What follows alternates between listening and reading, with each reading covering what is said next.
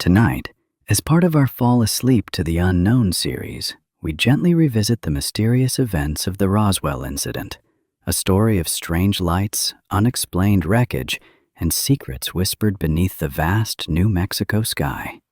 Let yourself relax and sink into the calm of the desert night as we explore the quiet moments behind the headlines and the lasting legacy of a mystery that still lingers in the stars. Close your eyes, breathe deeply, and let the story carry you softly into peaceful sleep. Chapter 1. The Stillness Before the Storm. Long before the world turned its eyes to the quiet heart of New Mexico, the desert was a place of silence, solitude, and time slowed to the rhythm of the wind. In the summer of 1947, the land that would become known across the globe as Roswell was nothing more than a quiet expanse of open sky, scrub brush, and dirt roads that stretched endlessly into the horizon. The sun rose each day with a kind of deliberate patience, spilling amber light over the dry plains and the crooked fences that lined the pastures.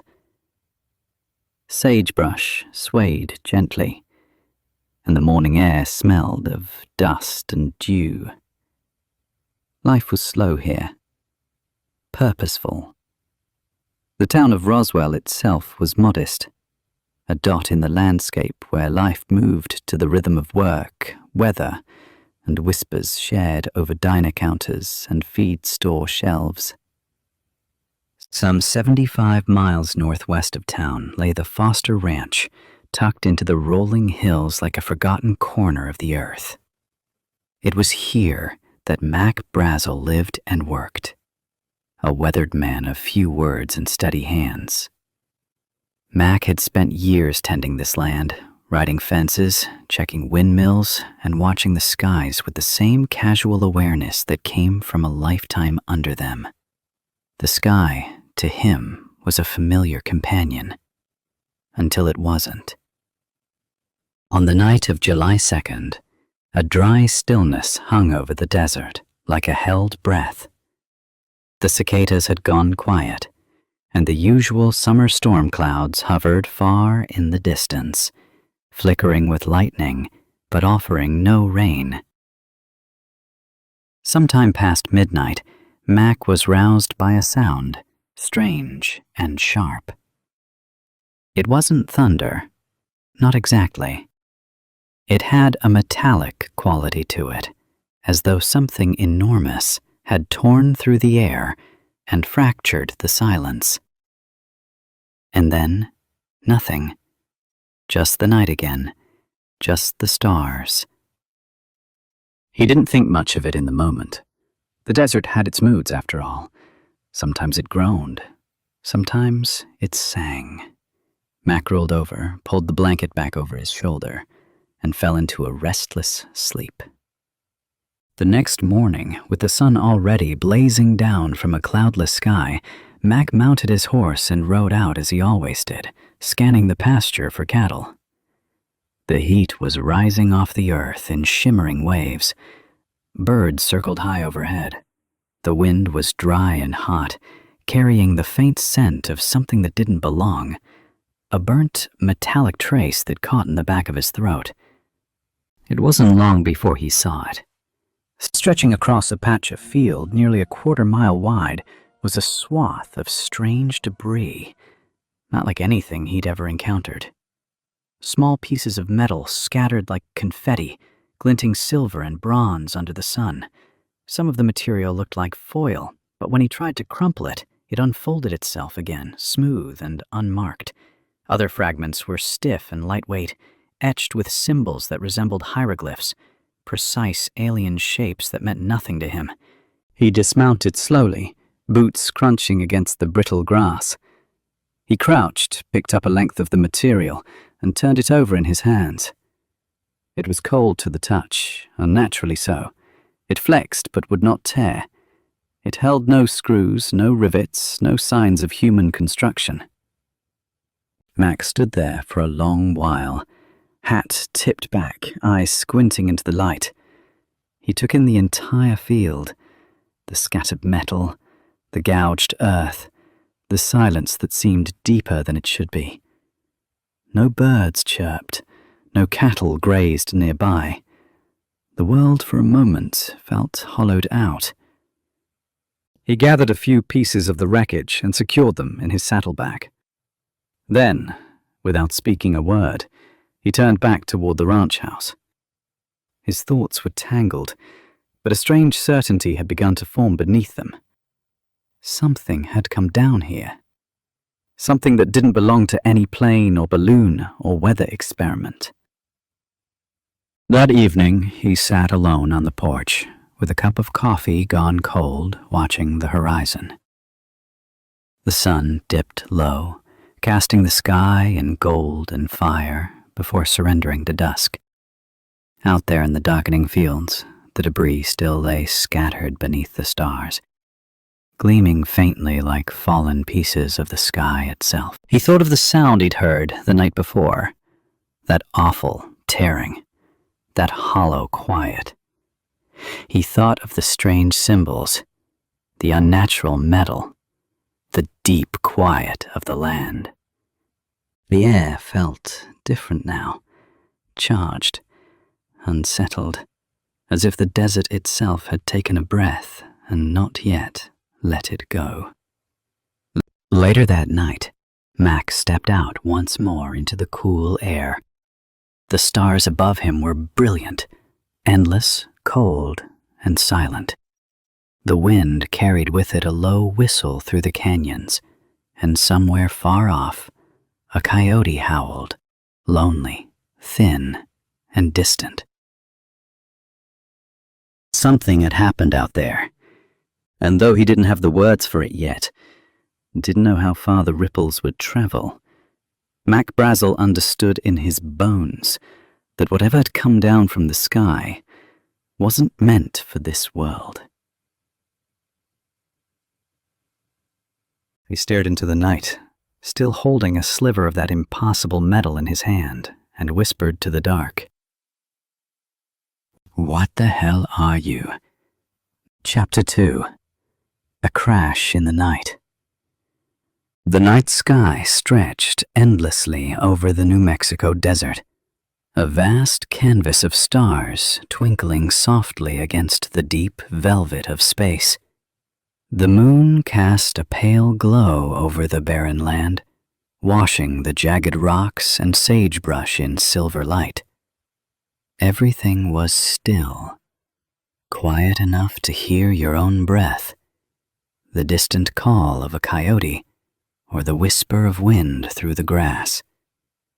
It was just past midnight on July 2nd, 1947.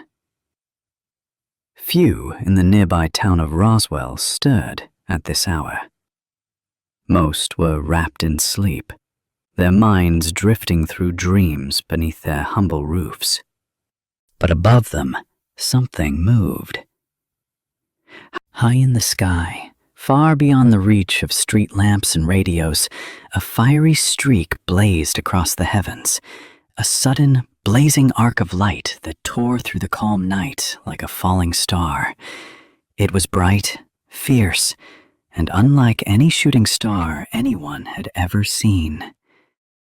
Down below, on the Foster Ranch, Mac Brazel's ears twitched as he lay awake in bed. The sharp crack of sound had jolted him from sleep earlier, a strange, echoing boom that seemed to rattle the earth itself. Now, as he stared through the thin curtains, the night sky held its breath once more. Outside, the desert air was cool and dry.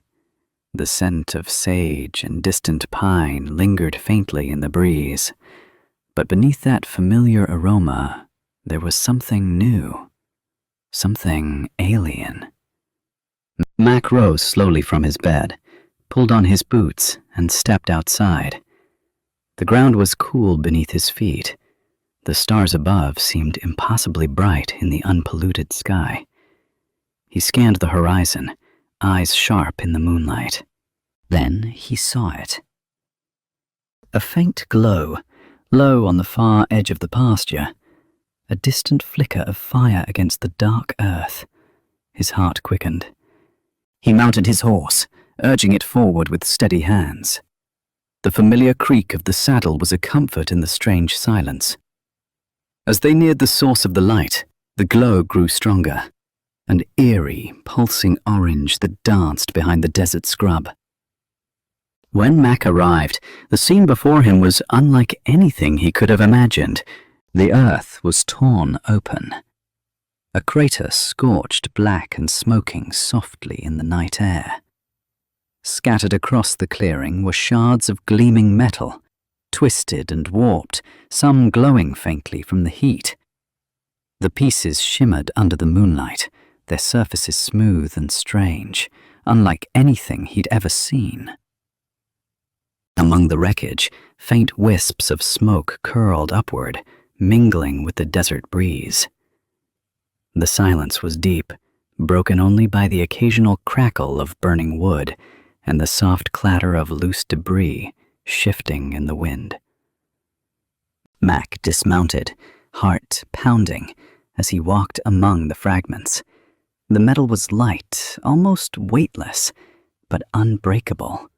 Some pieces bore strange symbols, delicate, intricate patterns etched into their surfaces. Others seemed almost transparent, shimmering with a faint internal glow. He reached down to touch a piece.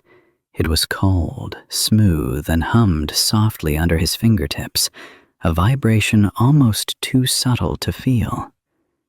His mind raced. What had fallen here? A plane? No, the wreckage held no sign of engines, no familiar bolts or wiring. It was something else, something from another world. As the wind whispered through the desert grass, Mac felt a shiver run down his spine. He gathered a handful of debris and carefully tucked it into his saddlebag. Back at the ranch, the news spread quietly but quickly. By morning, whispers had begun in Roswell, rumors of a flying disc that had crashed in the desert. The military was alerted. A weather balloon, they said, nothing more. But for those who saw the wreckage, who held the strange fragments in their hands, the truth was impossible to deny.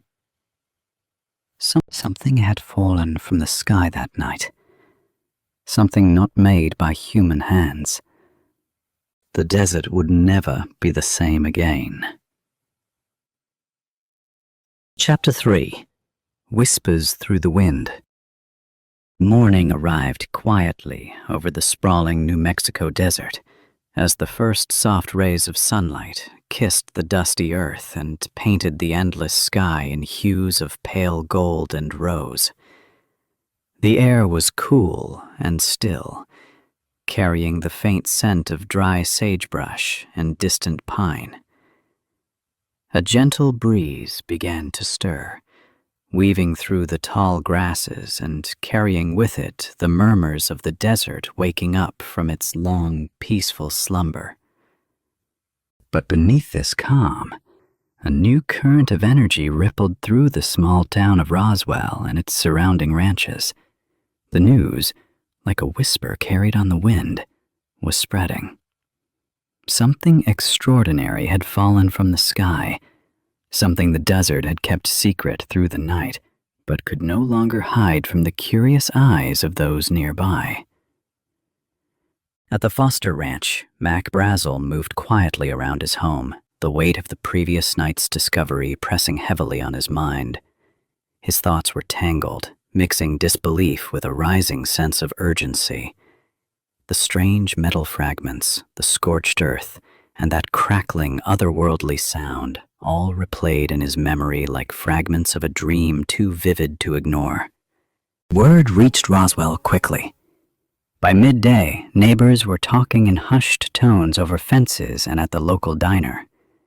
Some dismissed the tale as an exaggeration, another cattle rancher's tall story brought to life by restless imaginations.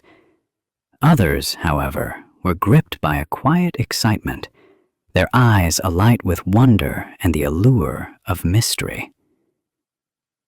Among them was a small group of townsfolk who had ventured toward the ranch to catch a glimpse of the strange wreckage. They moved cautiously through the dusty fields, careful not to disturb the delicate evidence scattered across the land. Their voices were low, filled with a mixture of awe and unease. "It looks like nothing we've ever seen," one murmured, holding up a slender silvery shard that reflected the sunlight in shimmering waves. "What kind of plane could this be?" "No plane," another replied softly. "No pilot could have survived something like this." Rumors began to take root like desert wildflowers after a rare rain. Tales spread of strange lights in the sky, of objects moving too fast and too strange to be explained away as mere weather balloons or military tests. Some claimed to have seen glimmers of otherworldly craft in the night sky in the days before the crash, while others whispered of shadowy figures and unexplained sounds in the surrounding hills. Meanwhile, the military was already moving swiftly. Orders had been dispatched from higher command. Soldiers and officers from nearby Roswell Army Airfield arrived quietly, their faces set with a determined seriousness. They cordoned off the area, setting up tents and barriers to keep the curious at bay. Major Jesse Marcel was among the first to arrive at the crash site. A calm, composed officer with a keen eye for detail, Marcel carefully examined the scattered debris. He handled the pieces with gloved hands, noting their unusual properties: the lightweight metals that resisted bending, the strange symbols etched into their surfaces, the unyielding strength of materials unlike any standard aircraft components. Despite his professional demeanor, Marcel could not deny the growing mystery that surrounded the site. The more he examined, the more it became clear that this was no ordinary crash. As word spread, some locals whispered of flashes of light seen near the ranch in the hours before dawn. Others spoke of a distant humming sound, low and steady, like the thrumming of a great engine. Children told of strange shapes glimpsed against the moonlit sky, shapes that moved with an unnatural grace and speed. The people of Roswell, a town used to open skies and wide horizons, found themselves caught between skepticism and wonder. Many wanted answers. Many feared what those answers might be. Yet, the official line was firm and brief. A weather balloon had crashed, nothing more. But as the days passed, it became clear that the truth was tangled in shadows and silence. Witnesses who had seen the debris, or who claimed to have heard strange sounds, were met with skepticism or worse. The military tightened its hold on information, and stories of cover-ups began to stir.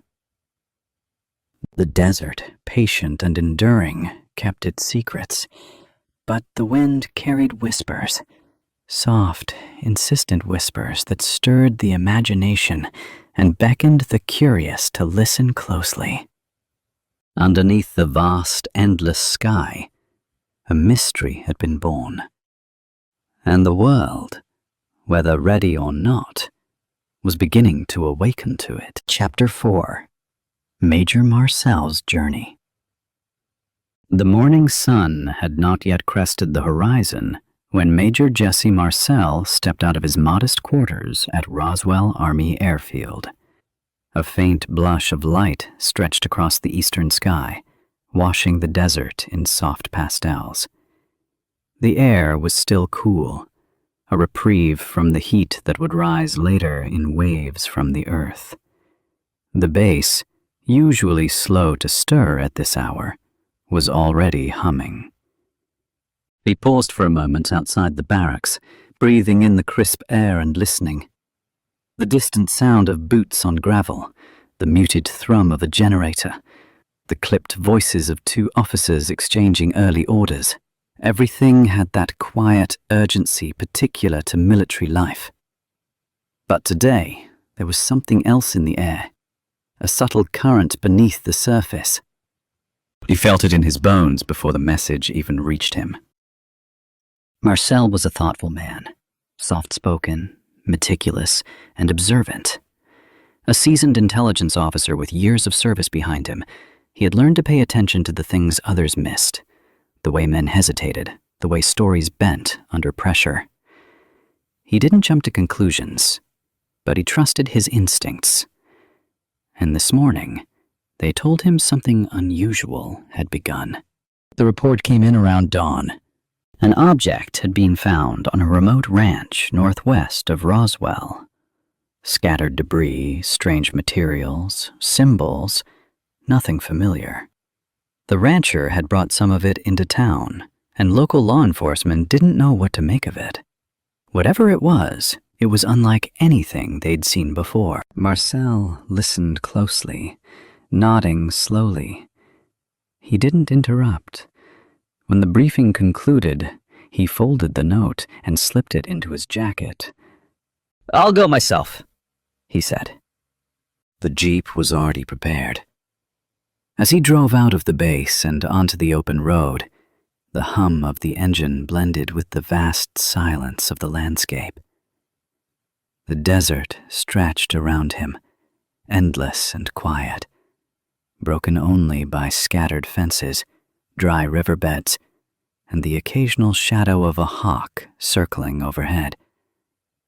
The morning light cast long shadows, and the wind moved gently through the mesquite and tumbleweed. He drove for miles, the tires crunching softly over the dirt track that led toward the Foster Ranch. His thoughts wandered. He considered every possibility: experimental aircraft, a downed satellite, maybe even some kind of new Soviet surveillance device. But none of those ideas sat quite right with him.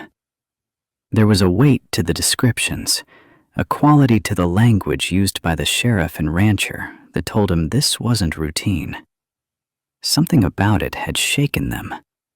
By the time he arrived at the ranch, the sun had fully risen. The light was clean and sharp, stretching across the dry ground like a golden curtain. Mac Brazel stood by the fence near the gate, his hat tilted low over his brow, arms folded. He gave Marcel a small nod as the Jeep rolled to a stop.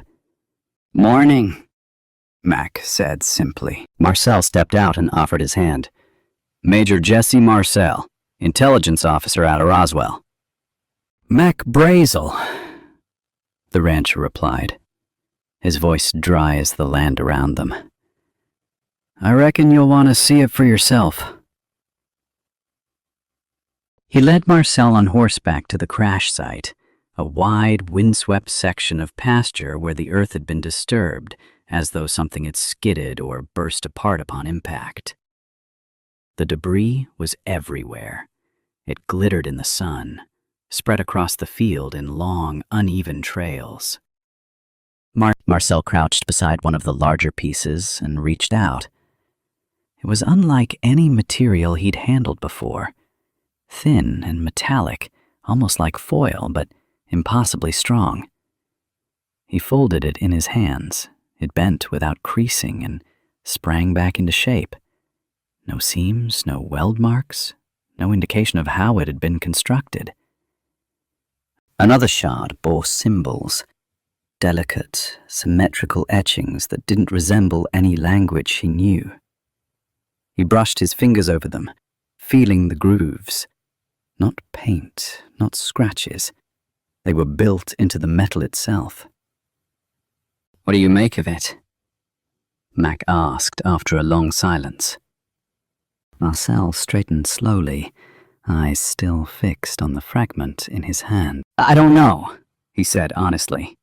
"But it's not from anything I've seen in my time." They spent hours collecting samples, filling boxes and wrapping each piece in canvas. Marcel made careful notes, though words felt insufficient. He didn't yet know how to describe what he was seeing. By late afternoon, the jeep was loaded. Mac stood beside it, watching with narrowed eyes as the strange materials were tied down. "You'll be taking it back to the base?" he asked. Marcel nodded. "It needs to be examined properly. I'll report what I find." He didn't promise answers. He couldn't. Mac seemed to understand. With a simple shake of hands, the rancher turned back toward his home, vanishing slowly into the heat haze. The ride back was quiet. The sun hung low in the sky, painting the hills in deep ochres and rust. Marcel kept one hand on the wheel, the other resting on a box beside him. His mind churned with questions he had no answers for. What had fallen in that field? Where had it come from? And why did it feel like something important had begun? Instead of going straight to the base, he made a stop. His house was quiet. His wife was out, but his young son was home, playing in the yard. Marcel called him over, showing him a piece of the material. "Take a look at this," he said, handing it over gently. The boy turned it in his hands, eyes wide. "It's like magic," he whispered. Marcel smiled faintly, watching him. "Yeah," he said, more to himself than anyone. "It kind of is." He collected the material again, carefully repacked it, and headed back toward the base. Night had begun to fall by the time he arrived. He turned the jeep over to the guards, stepped out into the cooling air, and looked up at the darkening sky. Stars were beginning to appear, scattered like silver dust across the heavens. He stood there a while, staring upward. Whatever had come down hadn't come from here.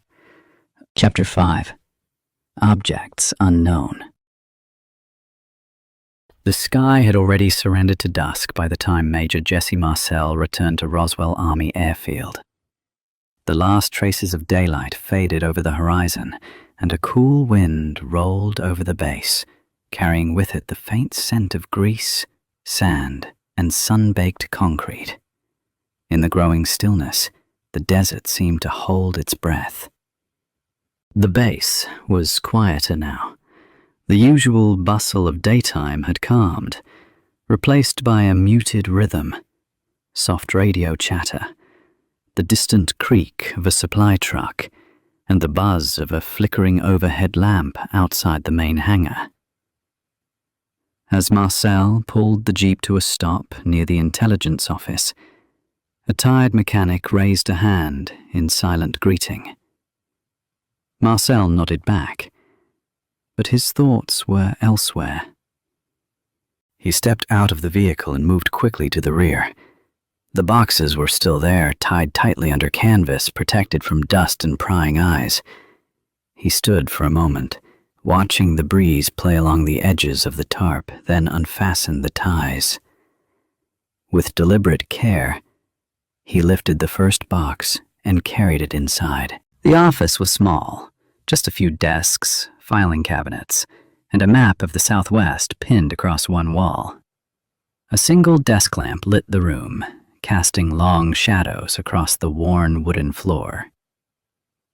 Captain Sheridan Cavett was already waiting, sipping from a steaming mug of coffee, his uniform slightly rumpled. "You brought it?" Cavett asked. "I brought it," Marcel replied. He set the box down gently. Cavett rose from his chair, setting the mug aside. The two men opened the lid together, and the dull lamplight fell on the fragments inside. At first, there was silence. Then, Cavett reached down and pulled out a thin, metallic strip. It bent easily between his fingers, but when he let go, it returned to its original shape, as though untouched. He turned it over, inspecting the surface, Smooth, flawless, impossibly light. "What is this?" he murmured. Marcel didn't answer. Instead, he lifted a second piece, a curved section, dull silver with faint violet tones that shimmered in the light. The edges were clean and cold to the touch. On the inner curve, just barely visible, was a line of symbols, delicate, intricate characters, like a language not meant to be read, but remembered. Cavett moved to another box and lifted what looked like a beam or support. It was hollow, feather-light, yet sturdy. The two men examined it in silence, the weight of their confusion growing heavier with each piece. "This isn't from any aircraft I've ever seen," Cavett finally said. "It's not from any aircraft anyone's seen," Marcel replied. They continued examining the wreckage. One piece was oddly textured, almost like snakeskin, but smooth and cold. Another had a thin membrane stretched across a delicate frame, like a wing, except it had no moving parts, no hinges or bolts. Everything seemed grown rather than built. They found no wires, no electronics, no motors or propellers. The materials defied everything they understood about engineering. For over an hour they worked, speaking in low voices, passing pieces between them like fragile relics from another time. The room grew warmer under the desk lamp, and still neither man could offer an explanation. Eventually, Cavett leaned back in his chair, rubbing his forehead.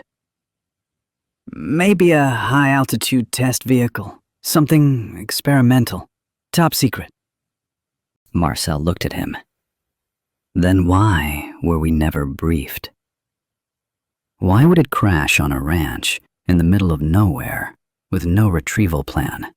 Why the symbols?" Cavett didn't answer. A silence stretched between them, not uncomfortable but heavy with meaning. No one said it aloud. Not yet. But the thought lingered in the room like a scent. What if it wasn't from here at all? After a while, Marcel stood. He began repacking the fragments with careful hands, wrapping each piece in cloth and sliding it back into the box. Cavett helped, neither of them speaking now. The work was methodical, slow and reverent. Once the last box was sealed, Marcel carried it to the secure storage room, locked it and handed the key to the night watch officer. Then, without another word, he left the building and walked back to his quarters. The night air was cool and still. Crickets chirped softly in the weeds, and a single spotlight cast a pale beam across the empty lot between buildings. Marcel moved through the quiet like a ghost, his thoughts louder than his footsteps. Inside his quarters, he removed his jacket, set it over the back of a chair, and poured himself a glass of water. He didn't drink it. Instead, he sat on the edge of his bed, staring down at his boots, hands resting quietly in his lap. He could still feel the material between his fingers. He leaned back and closed his eyes. Images swam before him. Twisting metal, pale symbols, the shimmer of moonlight on strange surfaces. He thought of the rancher's quiet voice, the children's eyes wide with wonder, the disbelief etched into Cavett's face. He lay back slowly, folding his hands behind his head. Above him, the ceiling was just plaster and paint, but beyond it, out there in the vast sky, stars wheeled overhead, silent and ancient. He imagined the crash again, the object falling, spiraling through the dark, the impact, the silence after. It hadn't come from any country he knew. It hadn't come from Earth. That thought returned to him again and again, gentle but insistent, like waves lapping against the shore. And as he drifted slowly towards sleep, it stayed with him. Something had arrived, and it had left behind more questions than answers. Chapter 6. A statement, then a silence. Morning came again to Roswell, New Mexico, warm and bright, as the desert sun spilled over the barracks and the mess hall, lighting the gravel paths and the low buildings into gentle, amber hue. By the time most of the town was reaching for coffee and newspapers, something quietly unusual was unfolding at Roswell Army Airfield. Inside the small public information office, a corporal tapped at a typewriter, the clack of metal keys echoing softly off the walls. An officer leaned over his shoulder, brow furrowed, watching as a few brief lines were typed and centered on the page. It was a short statement. Simple. Measured. The many rumors regarding the flying disc became a reality yesterday, it read, when the intelligence office of the 509th Bomb Group of the 8th Air Force, Roswell Army Airfield, was fortunate enough to gain possession of a disc through the cooperation of a local rancher and the sheriff's office of Chaves County. That was it. No embellishments, no explanations, just enough to stir the imagination. By mid-morning, the release had been handed off to the local press and sent over wire services. Within hours, the words "flying disc" danced across headlines from Roswell to Chicago. In town, radios flickered on. In diners, shops, and barber chairs, voices rose with disbelief and speculation. Flying disc? Found in the desert? At the Roswell Daily Record, the editor read the typed statement twice, then once more for good measure. The headline wrote itself. By late afternoon, the front page bore 5 bold words that would echo through history. AF captures flying saucer on ranch in Roswell region. The phones began ringing. Some callers were excited, others were skeptical, but none were indifferent. The quiet town, used to sun, sand, and the occasional burst of small-town gossip, had suddenly found itself at the center of something vast and strange. At the diner on Main Street, conversations buzzed between bites of toast and sips of coffee. "I heard it was glowing," someone said, voice low and full of awe. "My cousin said his friend saw it streak across the sky 3 nights ago," another replied. "Said it moved like lightning, then stopped cold." "Maybe it's from Russia," someone whispered. "Maybe," another said. "Or maybe it's not from Earth at all." People laughed nervously, but the unease was real, and the curiosity even more so. Back on base, however, the mood had already begun to shift. The celebration of discovery, if it ever existed, was brief. By early afternoon, high-level communications were coming in, quiet but firm, urgent. The order was clear. Retract the statement. Marcel wasn't surprised. Not entirely. The mystery had grown too quickly, the word disc already spinning far beyond their control. The brass wanted the narrative back in their hands. Another statement was drafted, this one even shorter, more clinical. It declared the object recovered was not a disc at all, but merely a weather balloon, standard meteorological equipment misidentified by a well-meaning rancher and an overzealous officer. To support the change in story, a photograph was arranged. Marcel was called in. He stood, dutiful and tired, beside a broken balloon and a pile of foil-like material that bore no resemblance to what he had collected days earlier. The press snapped the image. It would be printed in papers around the country. Headline changed. The story shifted from excitement to explanation, from mystery to mistake. But for those who had seen the first pieces, Mac Brazel, Marcel himself, and a handful of others, the retraction rang hollow. Something about it felt too neat, too easy. Later that night, Marcel sat alone in his quarters. The room was dim, lit only by the soft glow of a lamp on his desk. A radio played faintly in the background, some piano ballad floating in from a distant station, barely audible through the static. He removed his cap and rubbed his eyes. He had followed orders, played his part. But his thoughts kept returning to the wreckage. The impossible metal, the etched symbols, the way the light had bent off the surface, the way the material had folded and straightened like it remembered its shape.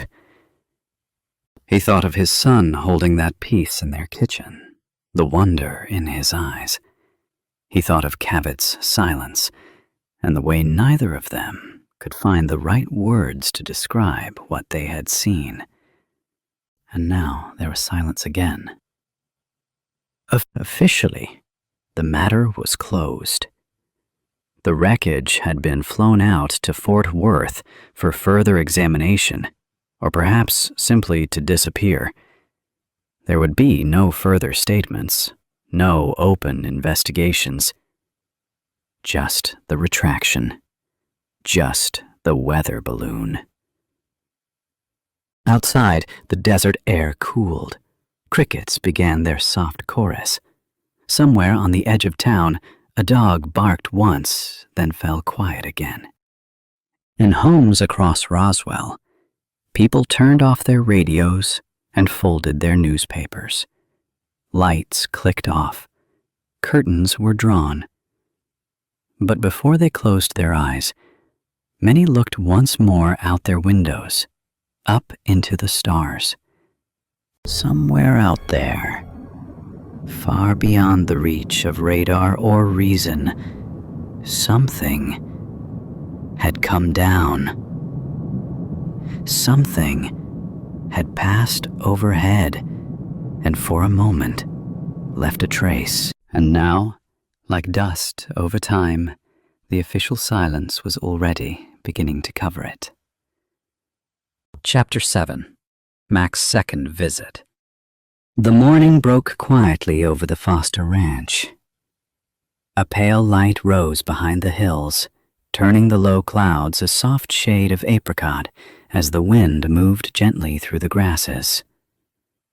Birds chirped faintly in the distance, and somewhere beyond the barn, a lone steer bellowed into the stillness. Mac Brazel stood outside his small home, hands in his pockets, eyes on the horizon. The desert didn't change often, but Mac noticed when it did. That morning, he felt something different in the air, some barely perceptible shift that made the hairs on the back of his neck stand up. It wasn't just the lingering memory of the strange wreckage. It wasn't just the silence that followed. It was the tracks.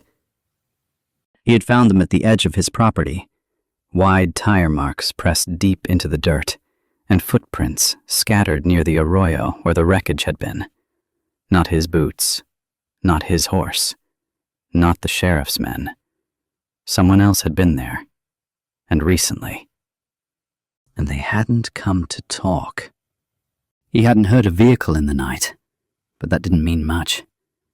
The desert was vast, and sound could carry strangely, or not at all, depending on the wind. He found a few cigarette butts near the fence line. One still smelled of smoke. Mac fed the animals, checked the perimeter of his pasture, and returned to the barn. He moved slowly, keeping an eye on the hills around him. There was no one in sight, but the feeling of being watched hadn't left. By mid-morning, he'd made up his mind. He saddled his horse again and made for town. Roswell shimmered in the summer heat as he rode in. The streets were busier than they had been earlier in the week. Reporters, townsfolk, men in suits who didn't quite look like locals. A few waved at him as it passed, but Mac didn't return the gesture. He rode with his head slightly down, hat pulled low over his brow. He tied the horse outside the sheriff's office and stepped inside, the door creaking faintly behind him. Sheriff George Wilcox looked up from his desk. "Well, morning again." Mac nodded, but his face was different than before. The first time he came in, there had been a strange fire in his eyes. Curiosity, maybe, or disbelief. This time, there was something else. Hesitation, caution, maybe even fear. "You got a minute?" Mac asked, his voice quiet. "Sure," the sheriff replied. They moved into the small office behind the front desk. It smelled of leather and paper, the scent of old wood and dust hanging in the air. Mac closed the door behind them. He didn't sit. "I've been thinking," Mac began. "Maybe I shouldn't have said nothing." Wilcox tilted his head. "You mean about the wreckage?" Mac nodded. "I don't know what that stuff was. I still don't. But ever since I brought it in, I've had this feeling."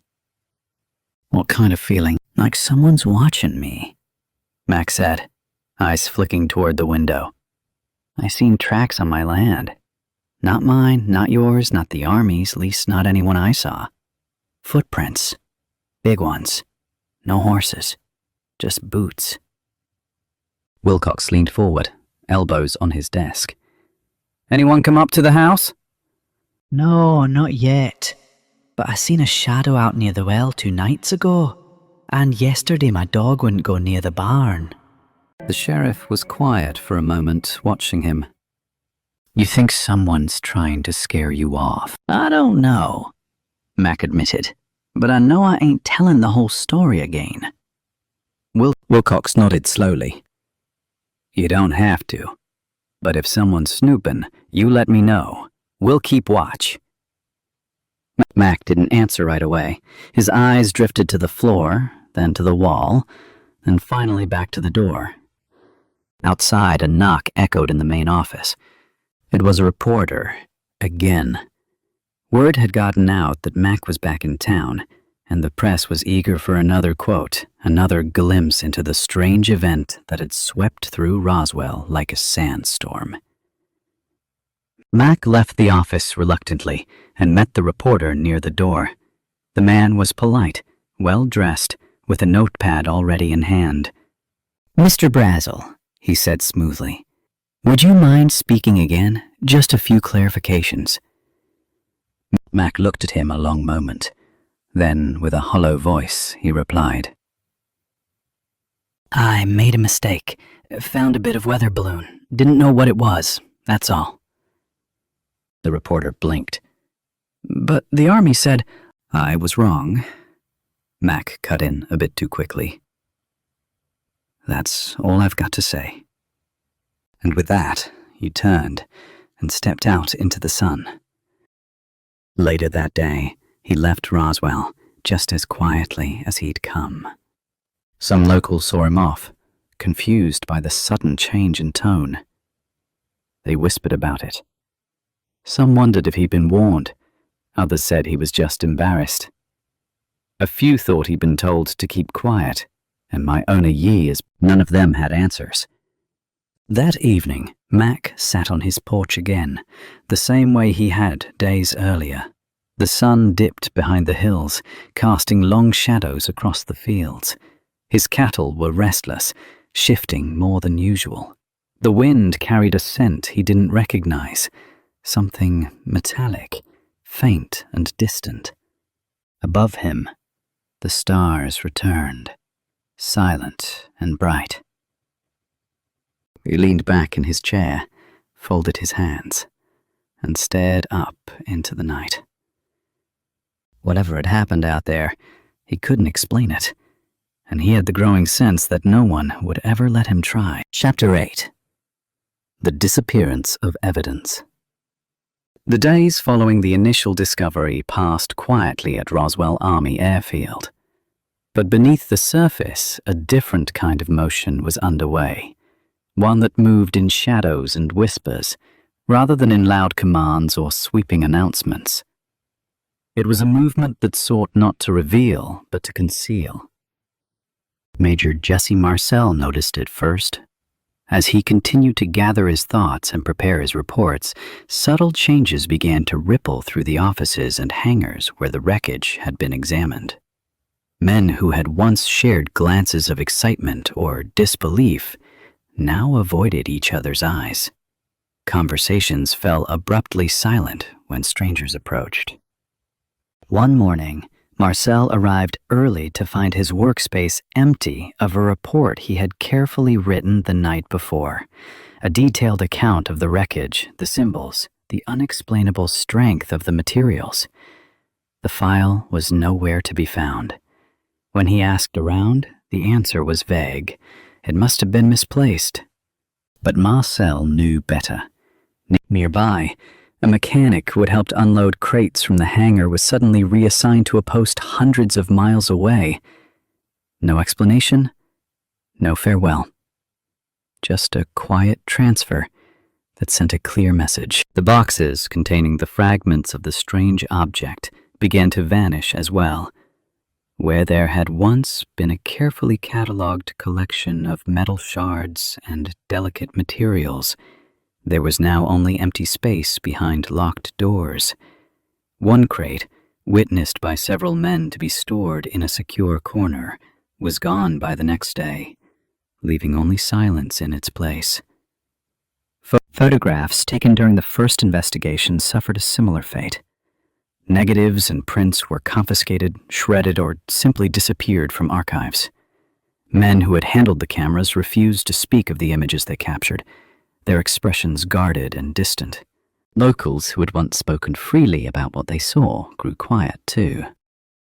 Neighbors who had joked about strange lights and eerie sounds now glanced nervously over their shoulders, wary of who might be listening. A nurse at the base hospital, who had overheard hushed discussions in the corridors, was quietly transferred away, her absence noted but unspoken. In the midst of this growing hush, Major Marcel felt the weight of isolation press down upon him. Requests for updates on the investigation went unanswered. Follow-up inquiries were met with polite refusals or quick changes of subject.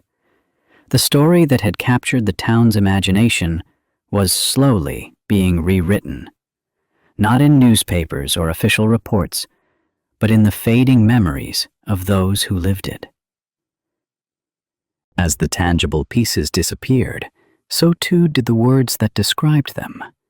Names were redacted from documents, locations were altered or erased, conversations were rephrased, facts blurred, until the truth seemed to slip through the fingers of time itself. It was as if the event was being erased, not with force or fanfare, but with a quiet, deliberate patience.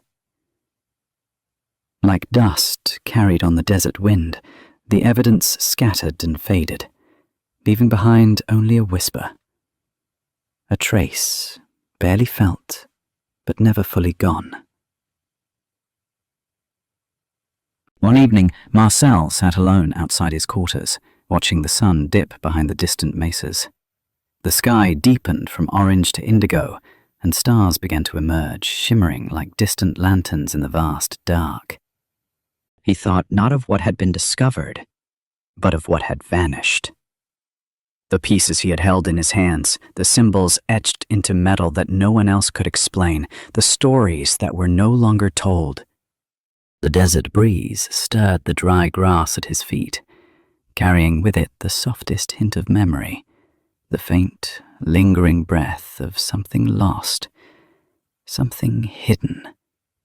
Marcel closed his eyes and let the quiet settle around him. The world might never fully know what had come down in that lonely stretch of New Mexico desert, but for those who had been there, who had touched the impossible, the silence itself spoke volumes. And so the story remained, hidden, silent, waiting beneath the stars. Chapter 9. The Secret Meetings. In a quiet, windowless room, far from the bright desert sun and the dusty plains of New Mexico, a small group of men gathered under the weight of unspoken truths. The air was thick, with a careful stillness, as if the walls themselves had learned to hold their breath. It was late, well past the hour when most had left their posts for rest, but here, behind locked doors and guarded corridors, the night was alive with cautious deliberation. Around a heavy wooden table lay photographs, documents, and carefully wrapped samples, remnants of something no one fully understood, yet everyone felt the gravity of. The men, dressed in crisp uniforms and tailored suits, leaned forward, eyes scanning each detail with a mix of curiosity and concern. A senior officer cleared his throat and began the briefing. His voice was low but firm. "What we have recovered," he said, "is unlike anything in our known arsenals or research. The material, light, strong, resistant to heat, defies conventional explanation. The symbols etched onto some fragments do not match any known language or code." He paused, letting the weight of his words settle. "We have photographs, physical samples, and multiple eyewitness accounts. The implications are profound." One man shifted in his chair. "Are we certain this is not a foreign experiment? Soviet technology, perhaps?" "Unlikely," the officer replied. "No radar detected any aircraft in the area. The speed and maneuverability described by witnesses do not fit any earthly craft." The room grew quiet. Another voice, calm but resolute, broke the silence. "If this is truly not from this world, then what do we owe to the public? Do we tell them?" The question hung heavy in the air. Eyes met around the table. Searching for answers, no one wanted to say aloud. One official spoke carefully. "Disclosure risks panic. Our society is not prepared for such a revelation. There are strategic concerns too: technology, diplomacy, national security." A younger officer added, "If word got out, it could trigger an arms race unlike any before. We could lose control of the narrative." "But if we hide it," another voice countered, "we risk losing trust. History has shown that secrecy breeds suspicion." The debate unfolded in muted tones, measured and deliberate. Arguments circled around the potential benefits and dangers. The men were not just officers and bureaucrats. They were custodians of a secret that could reshape the world, and each understood the burden they carried. After long consideration, consensus began to form. The findings would be kept under strict secrecy. Physical evidence would be secured and removed from public view. Witnesses would be instructed to maintain silence, and the press would be managed carefully to avoid speculation. The story would be reframed, if mentioned at all, as a misidentified weather balloon, a mistake that could be easily explained. A senior official concluded, "Our priority must be stability, both at home and abroad. We must ensure that this knowledge does not cause fear or chaos." Orders were drafted quietly. A chain of command would enforce the new narrative. The delicate balance of secrecy and control was set in motion. One by one, the men rose and gathered their papers. As they left the room, their footsteps echoed softly against the cold floor. Outside, the world carried on, unaware of the silent pact made in the dark. Behind them, The door closed with a gentle click, sealing the secret away.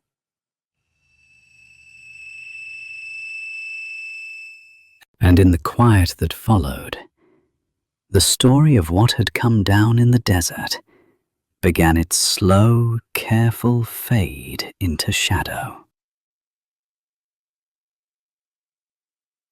Chapter 10. The Legacy of Roswell. The years rolled on, and the desert around Roswell settled once more into its timeless rhythm. The sun rose and fell, painting the sky in endless shades of amber and gold, while the wind whispered through the sagebrush and mesquite, carrying with it memories both faint and vivid. The story of the strange object that had fallen from the sky began to drift gently into the realm of folklore. Early news reports faded from the front pages, replaced by other headlines and the steady flow of daily life. Yet, beneath the surface of everyday chatter, the memory remained alive, passed quietly from one generation to the next like a whispered secret. Families who had heard the tale told it in hushed tones. Neighbors remembered the unusual excitement of that summer. Witnesses carried their memories like precious, fragile things, too complex to fully explain, too strange to forget. As decades passed, Roswell became a symbol, a touchstone for the curious and the skeptical alike.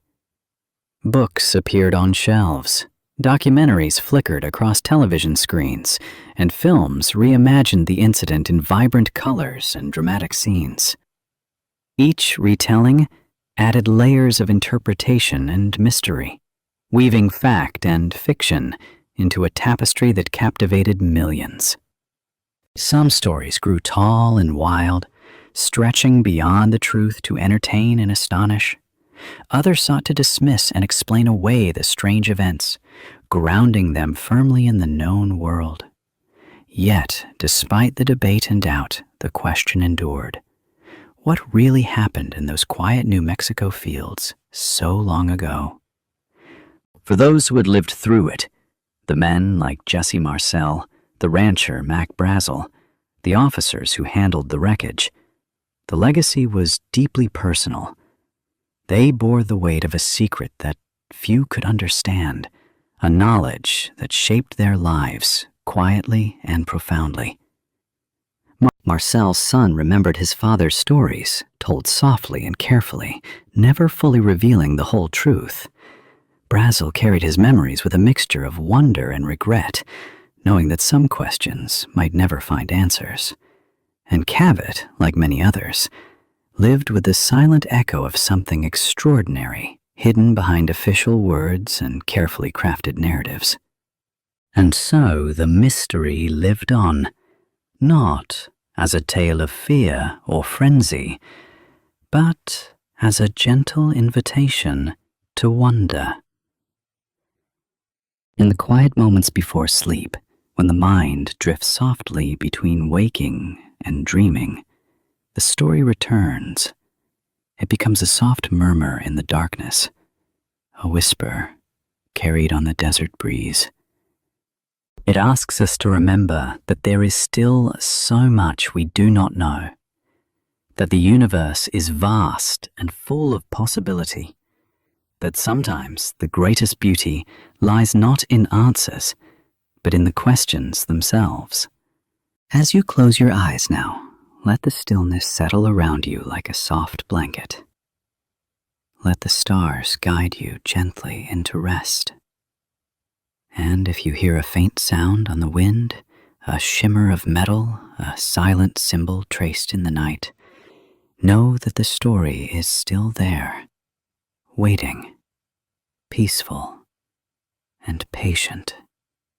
Sleep well beneath the endless sky. If you're still awake, you're in for something a little different now. Here are some eerie, lesser-known UFO encounters from around the world. Strange events, quiet sightings, and unsettling moments reported by ordinary people. Tales that never made the headlines, but left deep impressions on those who lived them. You're safe here. Just listen and drift as the mysteries unfold. Story 1. The Nameless Farm. It was a cold November evening in 1974, just outside the wooded hills of rural Pennsylvania. A small family farm, tucked away on the edge of the Appalachian foothills, was settling in for the night. The father, Harold, had just finished locking up the barn. His wife and 2 children were already inside, their dinner finished, the fire crackling low. Outside, the wind whispered through bare branches. As Harold stepped back toward the house, he paused. The air felt still, too still. No crickets, no wind. The quiet had weight to it. Then he heard it, a low, resonant hum, like a distant engine, but deeper. It vibrated in his chest more than his ears. He scanned the sky, expecting to see a helicopter or perhaps a low-flying plane, but there was nothing. Just a cloudless sky and the crescent moon hanging pale and thin. Then the lights came. First 1, then 2, then a ring of them, hovering above the old wooden barn. They glowed softly at first, white with a bluish tinge, and then began to pulse one by one around the edges of something he couldn't quite make out. The craft was perfectly silent. It hovered no more than 30 feet above the barn roof. Slowly, rhythmically, a beam of pale light stretched downward like a slow-moving searchlight. Harold froze. He couldn't move. He couldn't call out. His breath hung in the air, but his limbs wouldn't respond. It was as if time had slowed, or he had been pinned to the earth by something unseen. Inside the house, his wife stood up from the living room window. She had seen the lights too. She called out to Harold, but he didn't answer. She grabbed a flashlight and flung the door open, but the moment she stepped outside, the power went out. Lights, heat, all of it gone in an instant. She stood on the porch, her flashlight flickering weakly, casting more shadow than light. The air smelled strange, like metal or ozone. The only illumination came from the glowing object above the barn. She watched in horror as the beam scanned across the ground, then lingered, right where the cow pen stood. And then it was gone. No sound, no rush of wind, just darkness. Power returned a few minutes later, as if nothing had happened. But in the morning, the cows were missing. All of them. No broken fences, no blood, no signs of panic, just empty pens and strange blackened circles in the grass. The ground was dry, but one section near the barn was scorched. The metal water trough had been warped, as if exposed to immense heat, yet the barn itself was untouched. The police filed the report, but there wasn't much they could do. No tracks, no suspects, just a shaken family with a story no one wanted to believe. The farm dog refused to go near the barn for weeks. The grass never grew back in the scorched area. Harold never quite recovered. He grew quiet, withdrawn. He sold the farm the following spring, moving his family into town, far from the place he once called home. When asked what happened that night, he would only shake his head and say, "Some things ain't meant for us to understand." Over time, the story faded. Locals called it a tall tale. Kids whispered about the ghost barn in the woods. But those who knew Harold knew he wasn't the kind of man to make things up. And his wife, quiet and practical, refused to talk about it at all. To this day, the new owners of the land say they've seen nothing strange. But if you walk past the old barn late at night, you might still hear the faint hum in the distance, and wonder what came to visit the nameless farm on that cold November night. Story 2. The Red-Eyed Watcher. It was early March, still deep winter in the forests of northern Finland. Snow blanketed the ground in a thick, silent layer, and the sky hung low with heavy clouds. The air was cold enough to sting the lungs, but that didn't stop Kalevi, a 38-year-old postal worker, from taking his usual walk through the pine woods near Rovaniemi. He liked the solitude, the hush of the snow, the soft crunch of his boots on the forest path. The old pines, with their dark, twisted limbs, stood tall and silent all around him. That night there was no wind, just the occasional creak of branches under the weight of snow. He walked with his hands deep in his coat pockets, breath fogging out in steady puffs. Then he saw something ahead. At first it looked like a tree trunk in the middle of the path, but as he drew closer, he realized it was too smooth, too tall. It didn't move, didn't sway. It simply stood there, silent and still. He stopped. The figure was roughly 7 feet tall, with a narrow frame and skin so pale it almost glowed against the dark trees. Its limbs were thin, and its head was elongated, slightly tilted.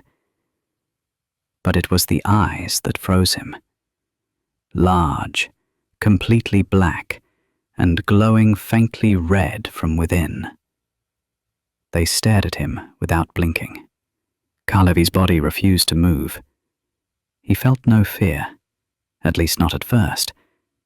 Just confusion, curiosity, a kind of dreamlike paralysis. His breathing slowed. Time stretched. The figure didn't approach. It didn't gesture. It just watched. Then it slowly raised its left arm, not threateningly, just deliberately, and pointed into the woods beside him. Kalevi turned to look, half expecting to see something, or someone. But there was only darkness and trees.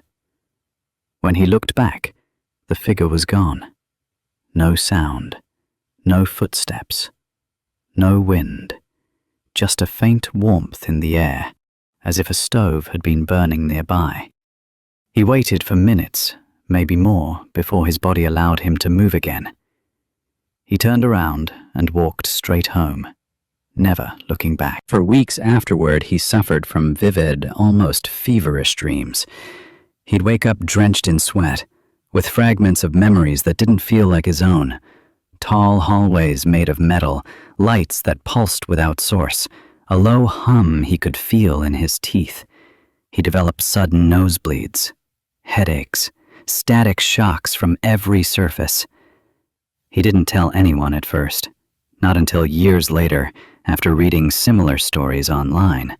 Stories of watchers, figures with glowing red eyes appearing in isolated areas, silently observing.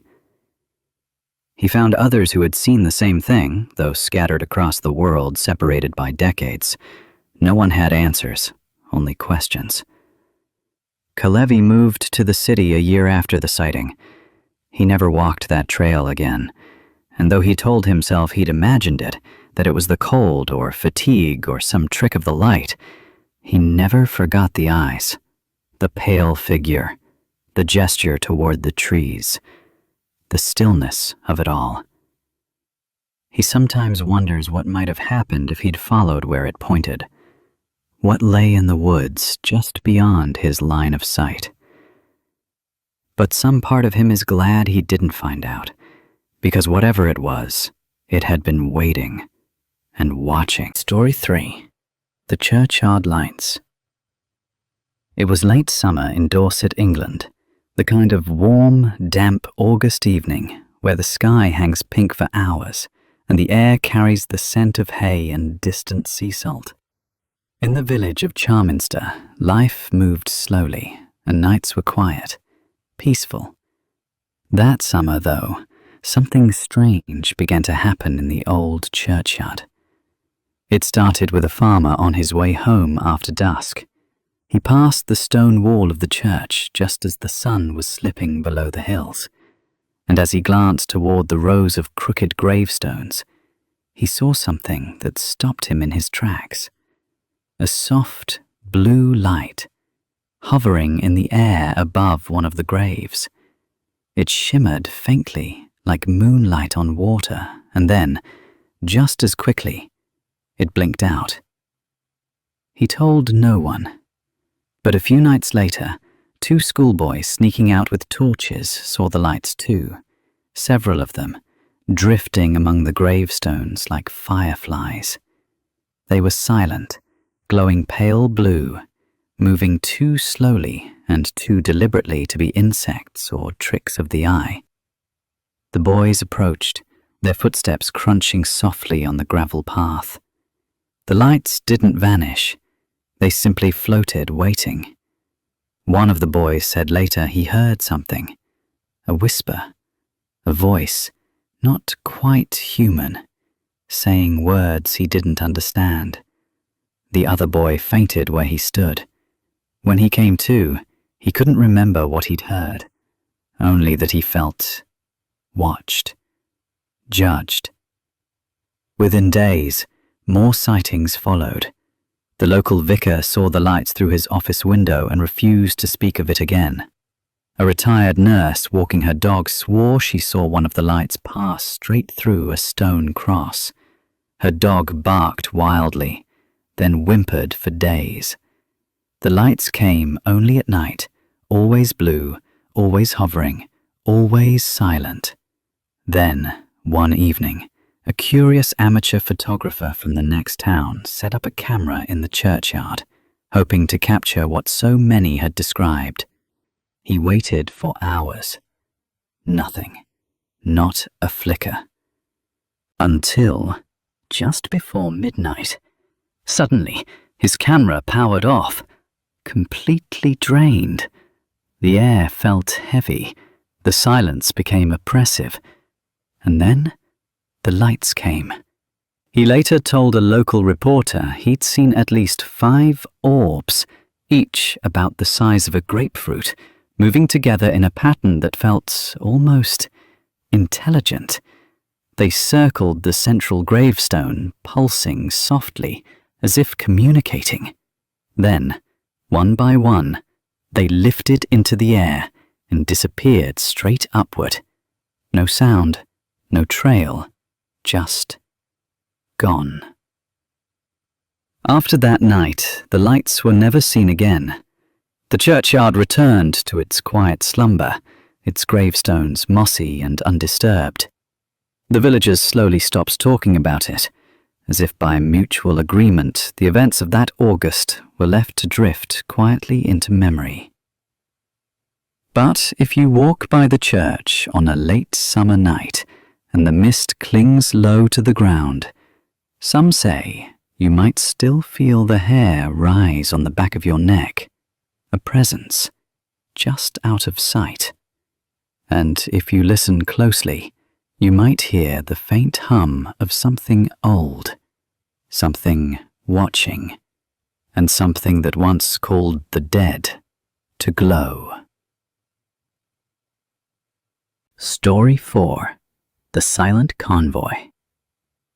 It was a cloudless night in early spring, and the sky over eastern Montana stretched wide and black, speckled with stars. A long-haul trucker named Dave was hauling a load of industrial pipe across the plains, riding the quieter state routes to avoid the interstate traffic. It was just after midnight, no towns for miles. Only the steady hum of the wheels beneath him and the static of the CB. He'd driven this stretch many times before. But that night, something felt different. His headlights illuminated only empty road ahead. Rolling grassland on either side, no other cars, no moon, just the glow of the dash and the shape of the land, rolling away into dark nothing. Then, without warning, the radio cut out. No static, no fade, just silence. At first, Dave assumed the radio had simply failed. He tapped it, checked the antenna. But then he noticed something stranger. The lights on his dash were flickering. His speedometer wavered, dipping suddenly. The truck's engine coughed, then continued, as if nothing had happened. He slowed the rig, eyes sweeping the sky. That's when he saw them, 3 black triangles, flying low almost directly above the road. Each one was massive, maybe the size of a city block, flat, smooth, with soft white lights on each corner. They moved in perfect formation. Slow, silent, impossibly silent. No engine, no wind disturbance, just a heavy presence above. He pulled over and stepped out of the cab. The air felt wrong, thick, still, electric, like a thunderstorm that never came. The 3 craft hovered steadily above the road, maybe a few hundred feet up, slowly gliding forward. No flashing lights, no markings, just geometry and motion. Dave stood frozen. He couldn't tell how long he watched. Minutes, maybe more. There was a strange feeling in his chest, like pressure, not pain, just weight. Then everything changed. He blinked, and suddenly he was driving. The truck was in motion, the road signs had changed, the sky had lightened slightly as if an hour had passed. The radio was still dead, but the dash lights were back to normal. His coffee, still half full in the cup holder, was now cold. He checked his GPS. He was 31 miles further than he remembered being, and he couldn't recall a single second of it. His dash cam, which he always ran at night, was still recording. But when he checked the footage at a truck stop later that morning, there was a glitch. At the exact time he saw the triangles, the video scrambled, static, distortion, and then resumed with him already on the highway again, miles down the road. He didn't report it, didn't call it in, didn't tell his dispatcher. But a week later, he received an anonymous email with no message, just a file. Inside was an edited version of his dashcam footage, except this version showed the 3 triangles clearly, floating above the road, framed in perfect darkness. He never found out who sent it. He deleted it the next day. He didn't want to know more. Some nights, when he drives long stretches of quiet road, Dave looks up at the stars and wonders how many others have seen them too. Craft that move like shadows, engines that make no sound, time that slips without notice, and always that heavy silence that seems to follow them. Story 5. The Glass Forest. Deep in the frozen wilderness of central Siberia lies a stretch of forest that to this day no one willingly enters. The locals call it Metthi Les, the dead wood, but its real name was lost long ago. In February of 1976, a Soviet geology team ventured into this forest to study a patch of land where compasses spun uncontrollably and radio signals failed. They were used to cold, used to isolation, but they were not prepared for what they found. The trees changed without warning. At first, they were typical Siberian pines, tall and thick. Then, about 20 kilometers in, the forest shifted. The trees became pale, almost colorless. bark smooth as marble. No birds, no sound. The snow underfoot grew brittle, with a faint greenish tint. And then the glass began.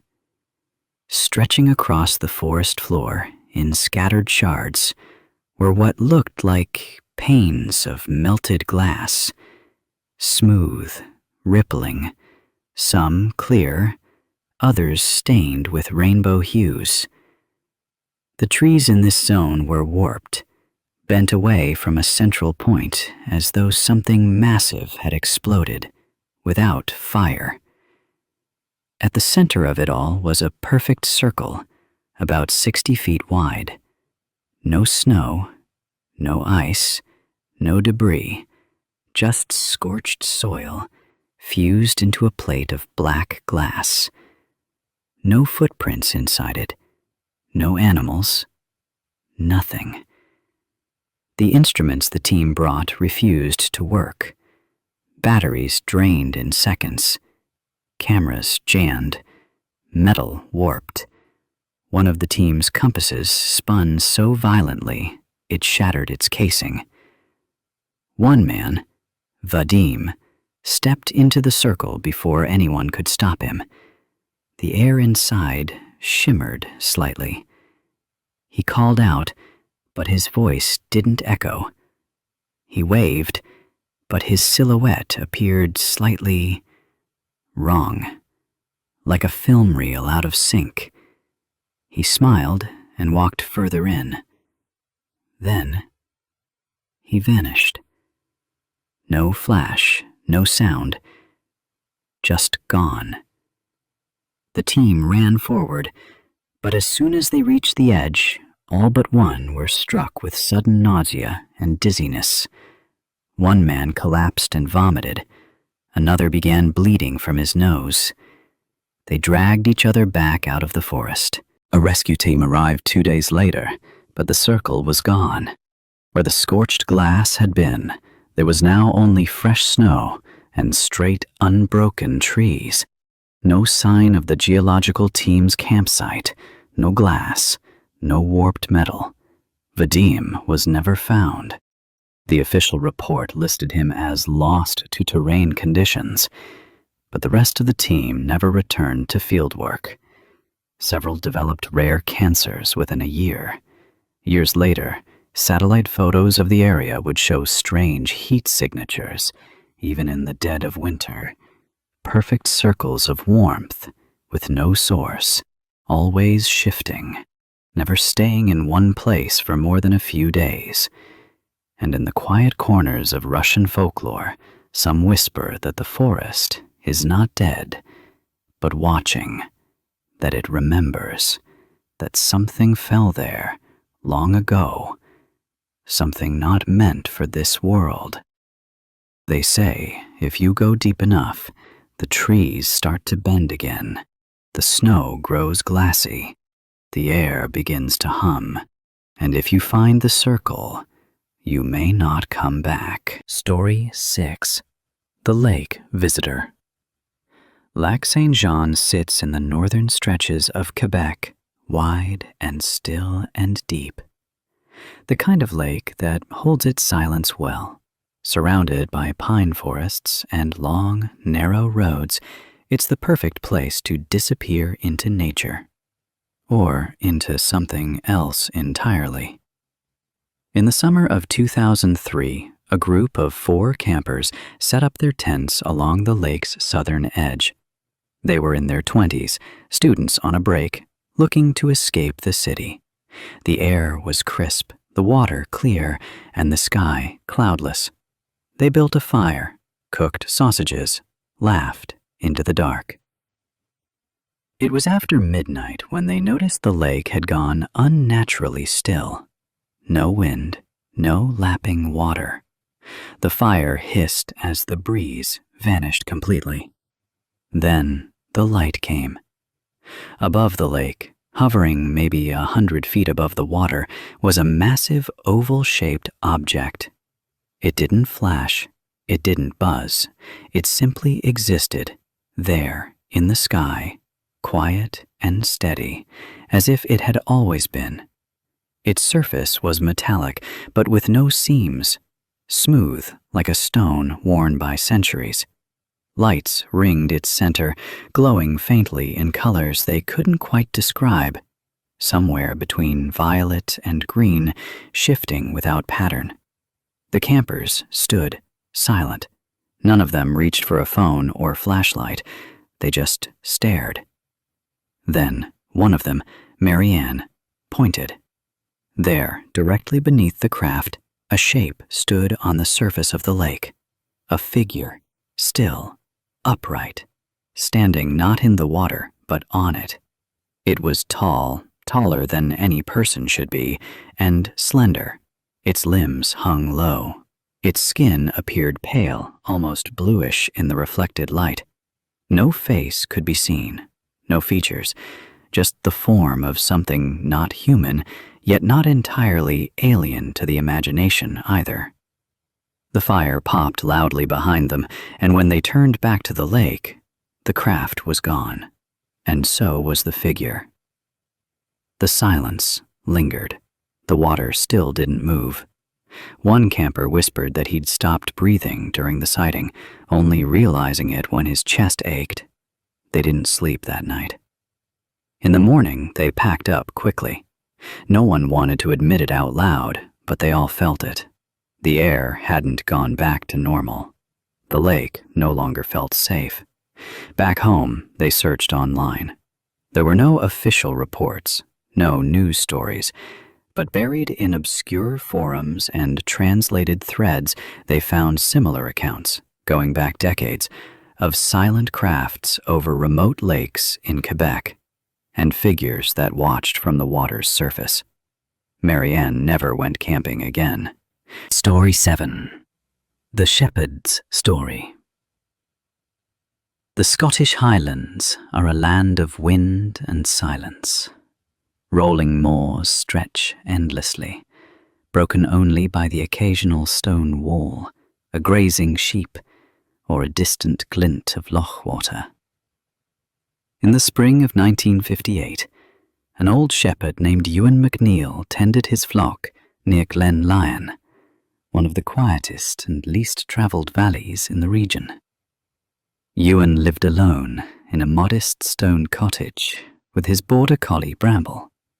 He was a man of few words, grounded in routine and superstition, like many Highlanders of the time. His days were spent among the hills, his nights by the fire, and his only companions were his sheep and the ever-changing sky.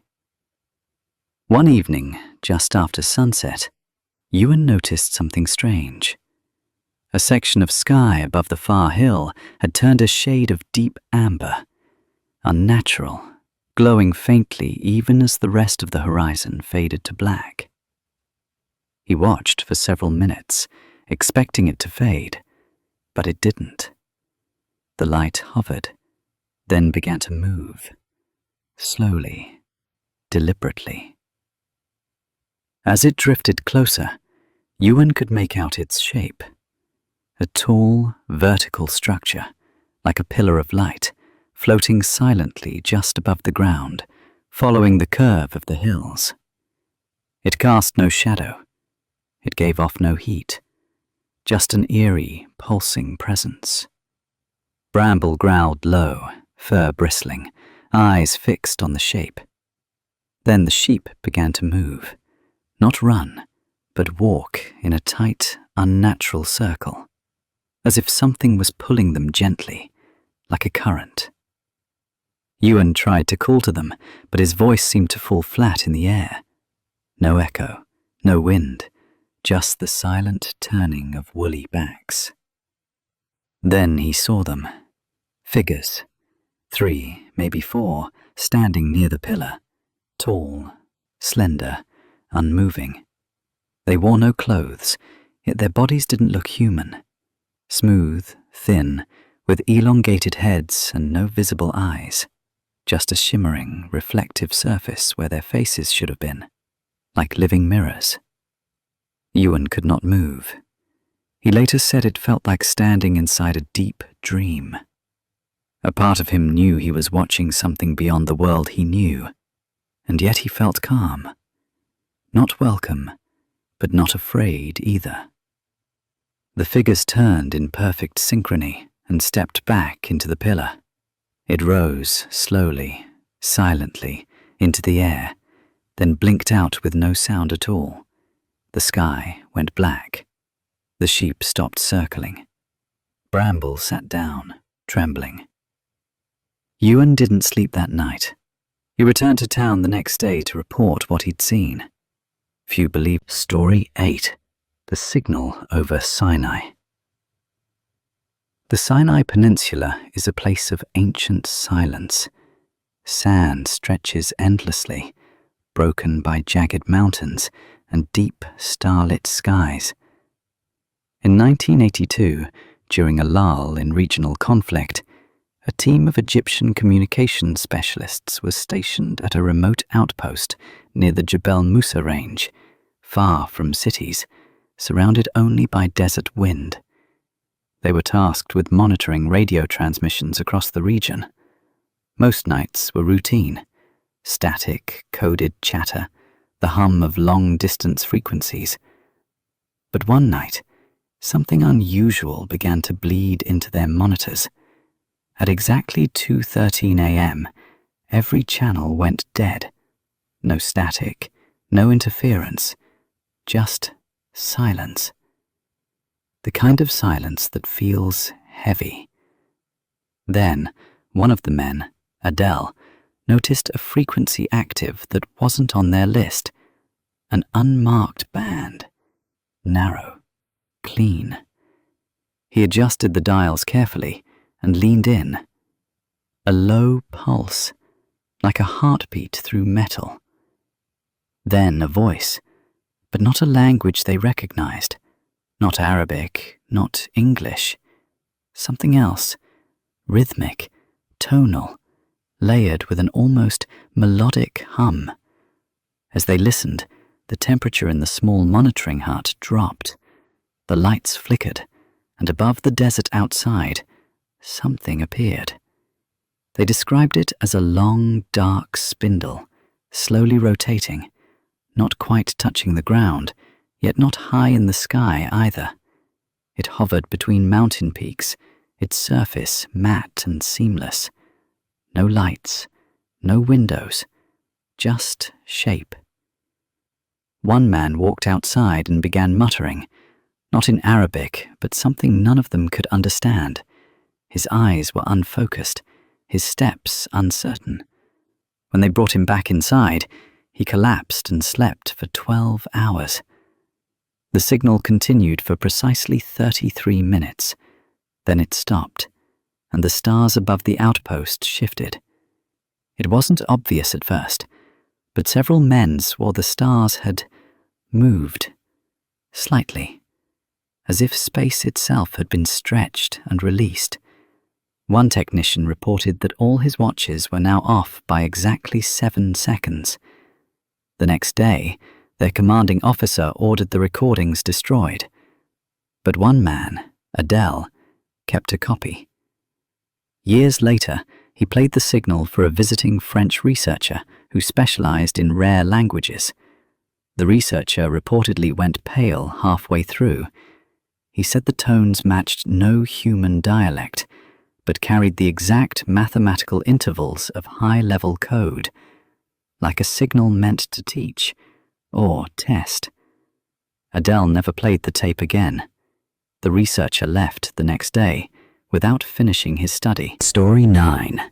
The Fog Station, Maine, 1969. Along the jagged coast of Maine, where the Atlantic crashes against black rocks and mist rolls in thick from the sea, there once stood an isolated weather station. Just outside the town of Machiasport, it sat on a cliff edge, an aging structure of metal and glass, manned by 2 technicians on rotating shifts. In the fall of 1969, the station was operated by a man named Walter Hensley, a former Navy meteorologist who preferred solitude to society. His assignment was simple: monitor barometric changes, and transmit twice-daily reports to a research center inland. But one night, a strange fog arrived. It came in sudden, unnaturally fast. One moment, the moon was casting a silver line across the ocean. The next, it was gone. Visibility dropped to nothing. Radios crackled. Static hummed through the walls. And then, the lights failed. Walter fumbled for backup power. The generator clicked on, but the station's sensors refused to boot. Every dial spun. Every display blinked random symbols. Then, through the thick glass of the observation window, he saw it. Something hovering just above the sea. A sphere, smooth, metallic, perfectly still. It glowed faintly with a bluish hue, the kind of light that didn't reflect off the water, but sank into it. It hovered for what seemed like minutes, silent, watching. Walter recorded it in his log by hand, noting every minute.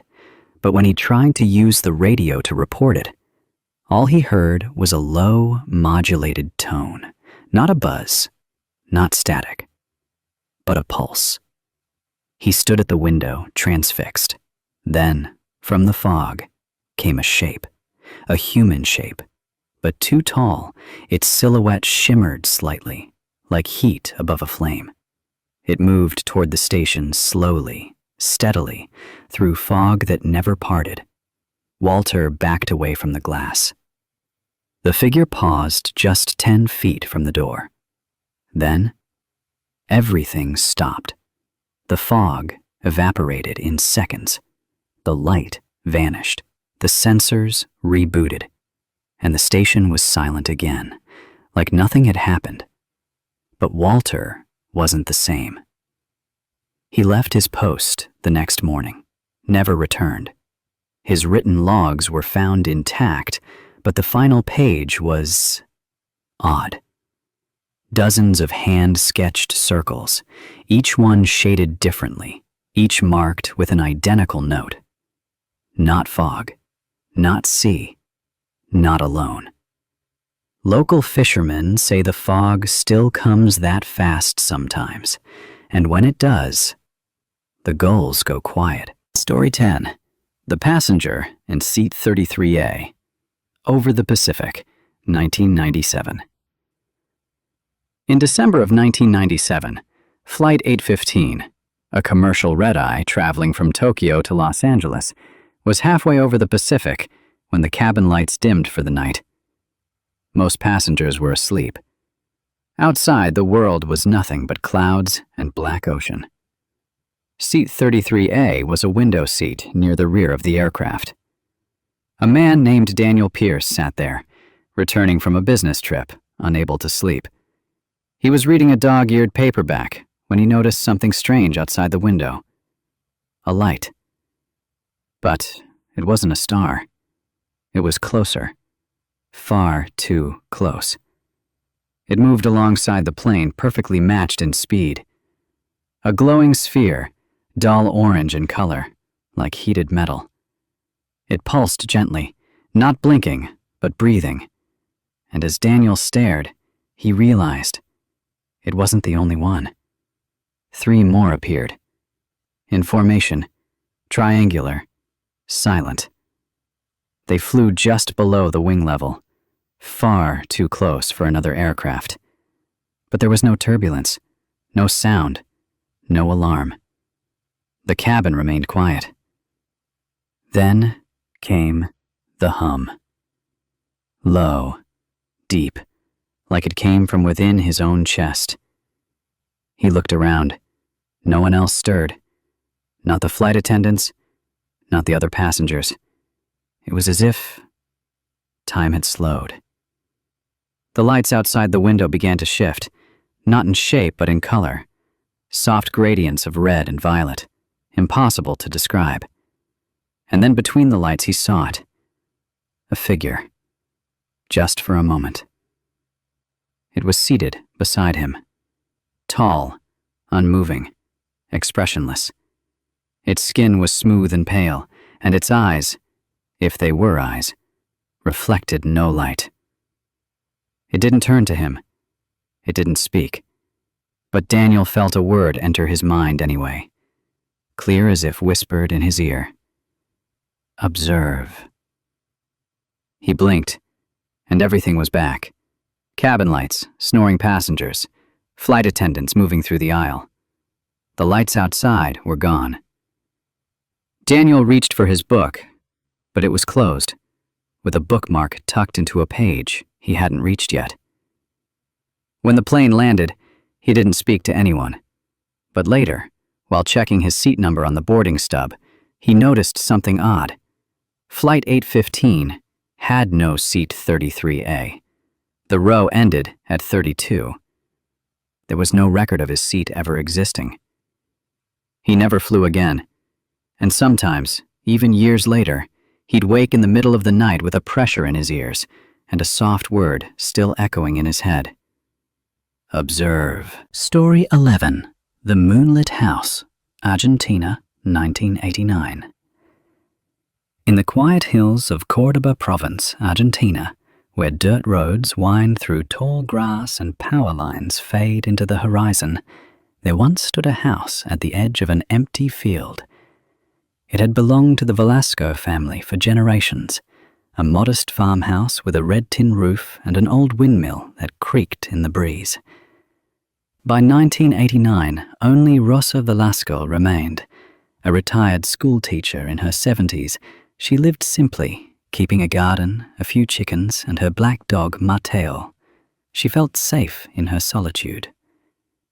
Until one night in early spring. It began with a sound, not loud, but sharp, like static from an old radio. Rosa was in bed, drifting off, when she heard it. She sat up and Mateo growled from the foot of the bed. Outside, the moon was nearly full. She pulled back the curtain and saw lights, flickering orbs just above the field. Not lanterns, not headlights. They moved with strange, fluid precision, gliding, weaving, as if searching. She opened the back door quietly. Then she noticed something else. Her garden was glowing. A bluish light rose from the soil, casting long, odd shadows across the fence. The air felt heavy, like the moment before lightning. Then, she saw them. 2 figures, thin, taller than men, their skin pale, grey-blue like polished stone. They stood beyond the vegetables, perfectly still. Rosa froze. Mateo didn't bark. He only whimpered, low and frightened. The figures said nothing, but Rosa felt something. A thought, maybe. A memory that wasn't hers. A street she'd never seen. A voice she didn't recognize. Then the windmill stopped turning. The orbs blinked out, one by one. The figures turned, moving in unison, and walked into the tall grass. The light faded. The air returned. The next morning, everything seemed normal, except for one vine that had grown over 1 meter overnight. Its tomato was warm to the touch, ripe beyond reason. She told no one. Years later, neighbors spoke of strange lights near the property. Some heard static by the windmill, and long after Rosa passed, the house was found with its door wide open, no sign of damage or theft, just one overripe tomato sitting on the kitchen table, still warm. Story 12. The Lost Time of Dr. Ilari, Finland, 1974. In the winter of 1974, Dr. Simo Ilari, a physicist from Helsinki, traveled north for a solo retreat. He rented a cabin near Lake Inari, deep in Lapland's snow-covered wilderness. The cabin had no electricity, just a fireplace, a kerosene lamp, and a radio for weather reports. Ilari wasn't there to rest. He brought notebooks, hoping the isolation would help him concentrate. Each day, he hiked the frozen lake's edge. Each night he worked beside the fire. On the 6th evening, just after dusk, a strange hum began. It didn't come from the radio. It vibrated through the floor, through the walls, low, steady, almost musical. He stepped outside, expecting a snowmobile in the distance, but there was only silence. Then he saw it. Hovering high above the frozen lake was a pale disk of light. Not spinning, not blinking. It floated motionless, its glow soft and cold. The light didn't cast shadows. It shimmered on the snow like moonlight beneath water. Then, the hum stopped. No wind, no sound. Even the cold seemed distant, suspended. Ilari looked at his watch, a mechanical one he wound every night. The second hand had frozen. The disk tilted slightly, then pulsed with a single flash of white light. He blinked, and it was morning. The fire had gone out. His tea kettle was cold. 2 days had passed. The date on his calendar had moved forward, but he remembered nothing. His boots were wet as if he'd been walking through snow. His journal was open to a new page, one he hadn't written. Curved symbols stretched across the paper in neat rows. At the bottom, a small circle divided by a wave. Ilari left that same day.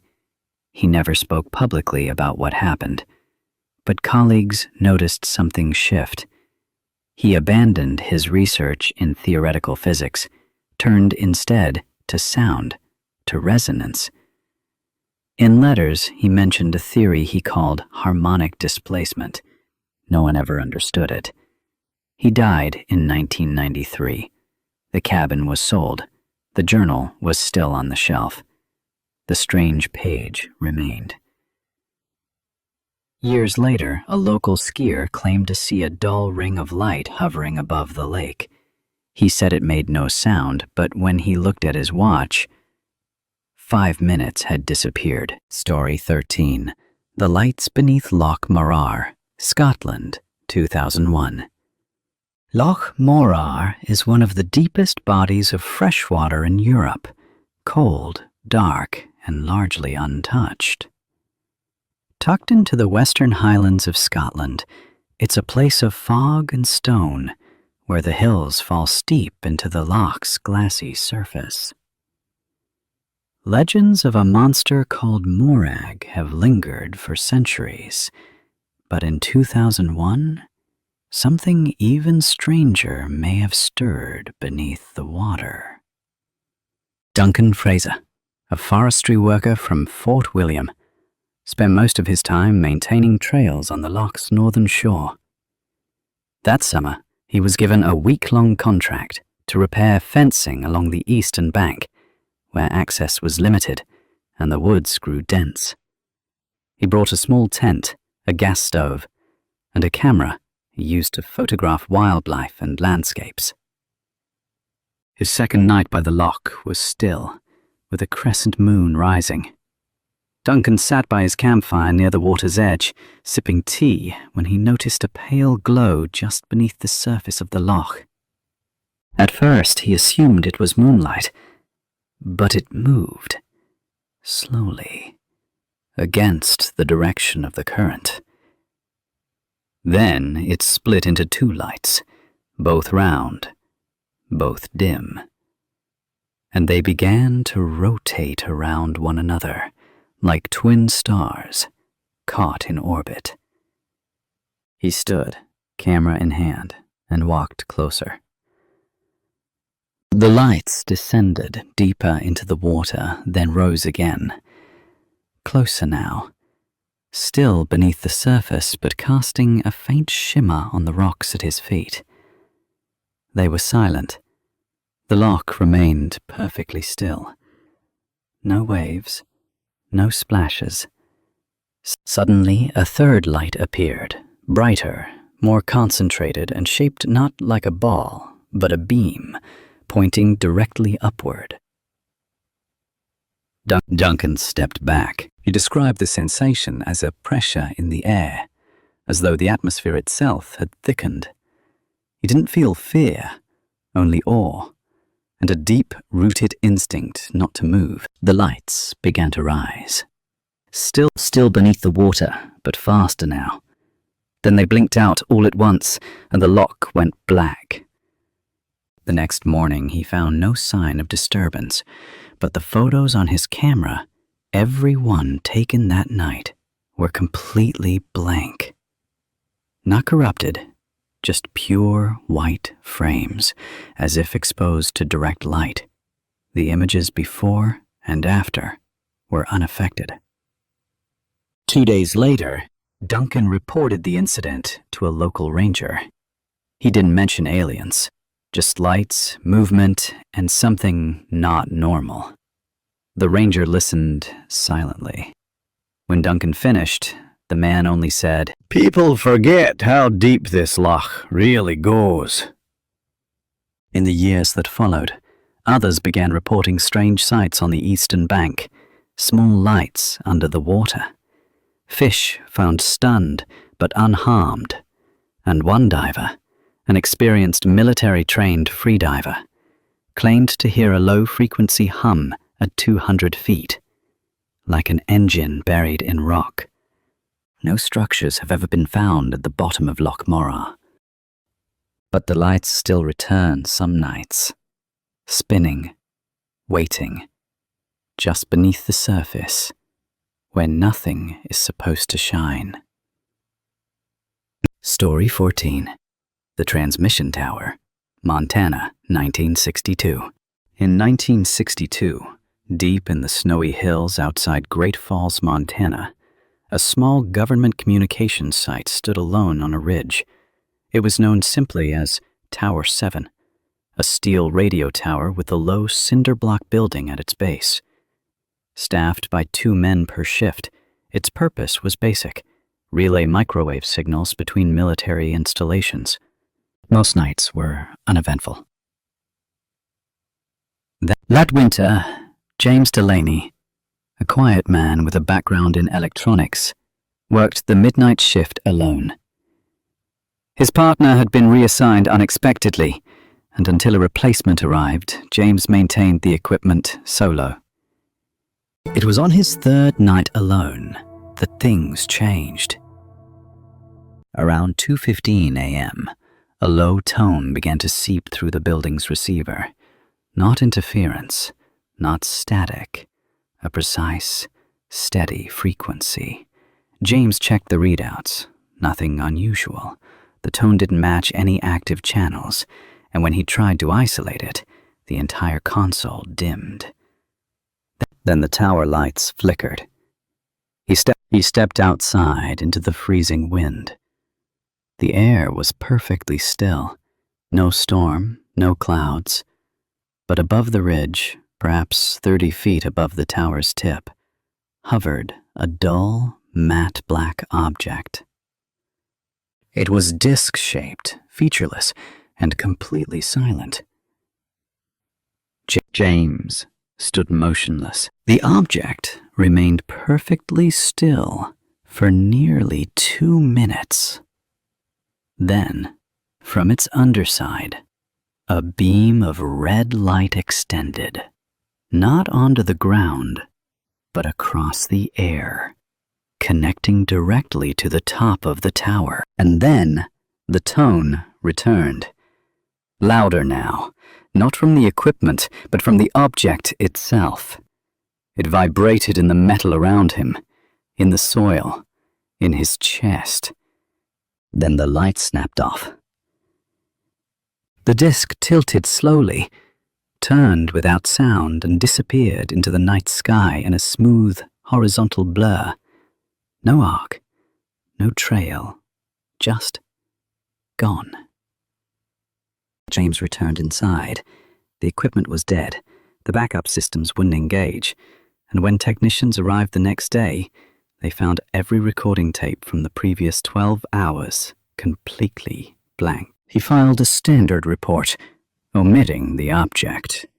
But several nights later, A different technician, unaware of James's experience, refused to return after his shift. He'd heard a tone, he said, and felt like something was watching from above. By spring, Tower 7 was quietly shut down. The structure still stands, rusting in the wind, cables cut.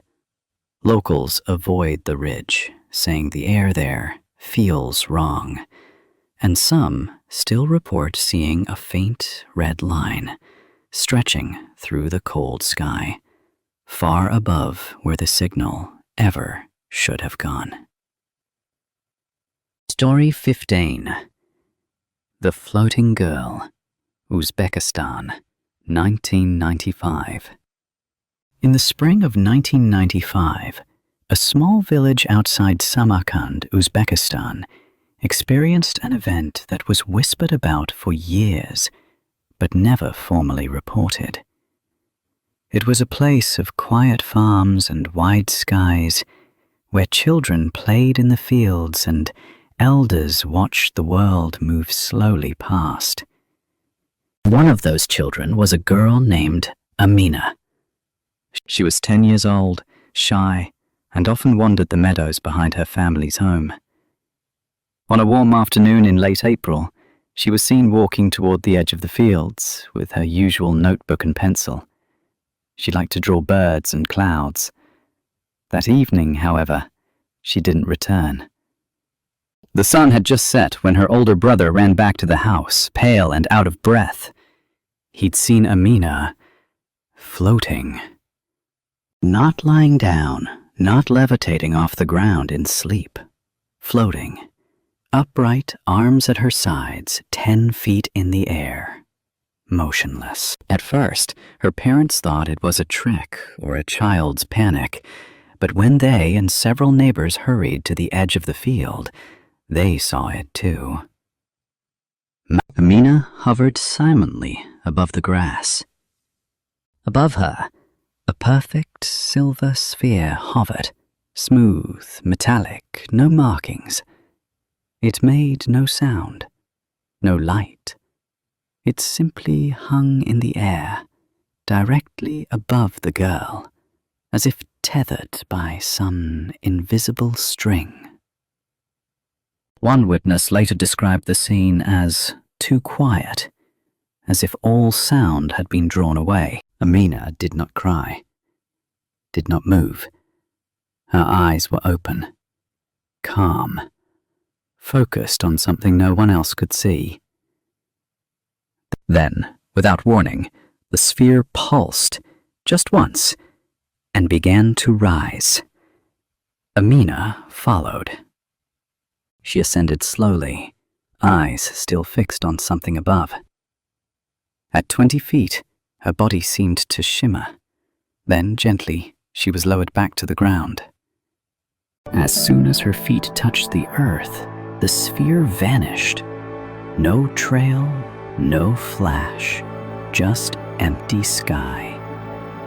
Amina blinked, looked around, and asked why everyone was staring. She remembered nothing. No sound, no floating, no silver light. Doctors found nothing wrong with her. She lived a long, quiet life and never showed signs of trauma. But for the rest of her days, she claimed she often dreamed of shapes, perfect, glowing spheres, and said she felt most at peace when walking near the edge of the fields under a wide, empty sky. To this day, the locals remember that afternoon. Some say it was a miracle, others, something else. But all agree, nothing that silent should ever come from above. Story 16. The Mirror on Route 13, Virginia, 1980. In the fall of 1980, along a quiet stretch of Route 13 in rural Virginia, a strange sight was reported by 2 highway workers just after midnight. It looked like a pane of glass, tall, narrow, standing upright on the side of the road. When they got closer, they realized it was a mirror. Not broken, not leaning. Perfectly vertical, nearly 6 feet tall, without a frame or stand. It reflected only the darkness behind them, but not the headlights. That was the first odd thing. Michael stepped in front of it, but saw no reflection, just the road, continuing endlessly behind him. Not the real one. Another version, one that curved sharply to the right, into a pine grove that didn't exist. They both stared at it. In the mirror, fog rolled across the road's surface. Shapes moved in the distance, tall and thin, walking slowly across the false highway. There were no faces, no lights, just shadows that paused occasionally, as if listening. Leon reached out and touched the surface. It wasn't cold. It wasn't warm. It had no temperature at all. Then the mirror shimmered, only slightly, like heat rising off asphalt. A sharp tone rang out, brief and piercing, like metal scraped across metal.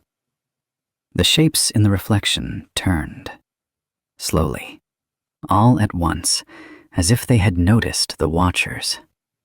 Michael stepped back. Leon didn't. He was frozen, staring into the mirror, eyes wide. Then, for just a moment, Michael saw Leon's reflection, not beside him, but deep within the mirrored road, walking into that strange pine grove. Michael grabbed his arm, pulled him away. The mirror vanished, not shattered, not moved, just gone. There was no sound, no flash. The road was empty again. Leon collapsed. When he woke, he remembered nothing, but he never went near Route 13 again. The following week, Michael returned alone. He found no trace of the mirror, but swore he saw a new curve forming in the woods, where no road had ever been. Locals still call it the Phantom Turn. They say if you drive that stretch after midnight, your headlights might catch a tall glass shape just off the shoulder, just for a second. And if you look too long, you might see the road going somewhere it shouldn't. Story 17.